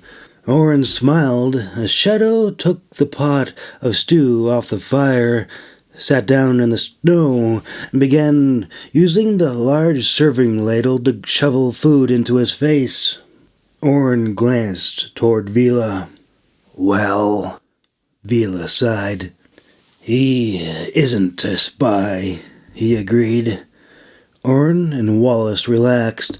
There was a soft ruffling of tent flaps, and Vila sensed 100 swords were slowly being sheathed back into place. "What's your name?" Vila asked. Shadow blinked, tilted his head, and stared up at him as he continued chewing loudly with his mouth full. "Do you have any parents or siblings?" he inquired. Shadow blinked and then glanced down at the stew. Captain Wallace let out a soft chuckle. "And now you know what we know."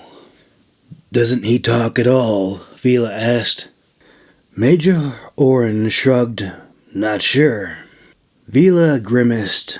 "We can't just leave him out here." "What are you suggesting we do? Throw him in a sack and take him to an orphanage? Who's going to adopt him? He's nearly a man anyway," Orin grunted. "Did you have another idea?" Vila asked. Orin gave another uncomfortable shrug.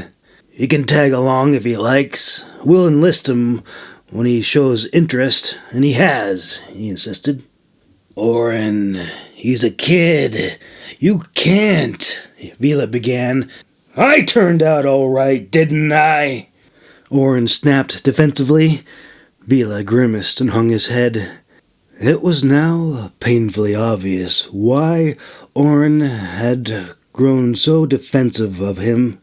"Orin, I didn't know, he tried to apologize, but Orin went on. I was shining boots since I was 10. I hung around. I learnt a thing or two. Now I'm an officer. It ain't so bad of a life. It's a lot better than the orphanage, Orin insisted. What if he went to Founders? Gojin suggested. Vila frowned. You mean to be a mage? He asked.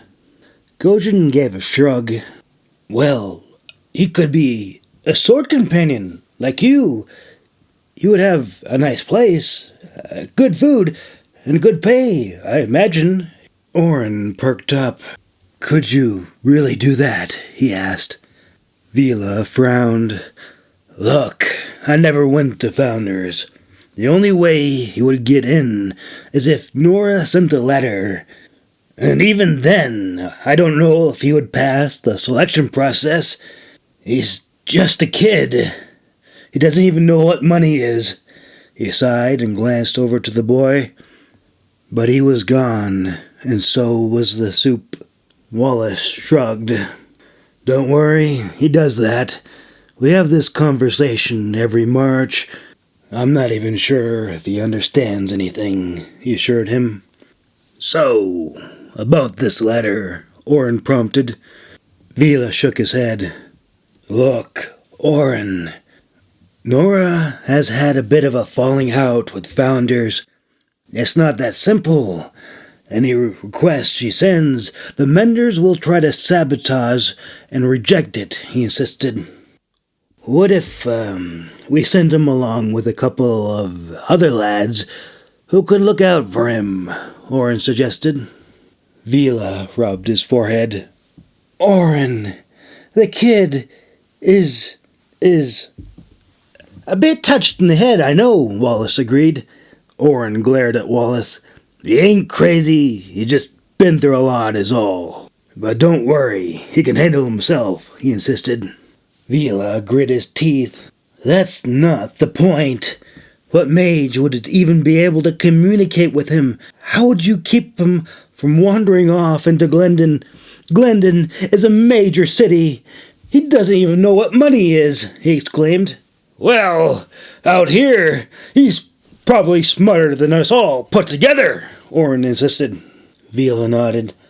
I know what you're saying. I will talk to Nora about it, but I can't promise anything, he insisted. That's all I ask, Orin agreed. Are we friends again? Vila asked. Orin smiled and extended his hand.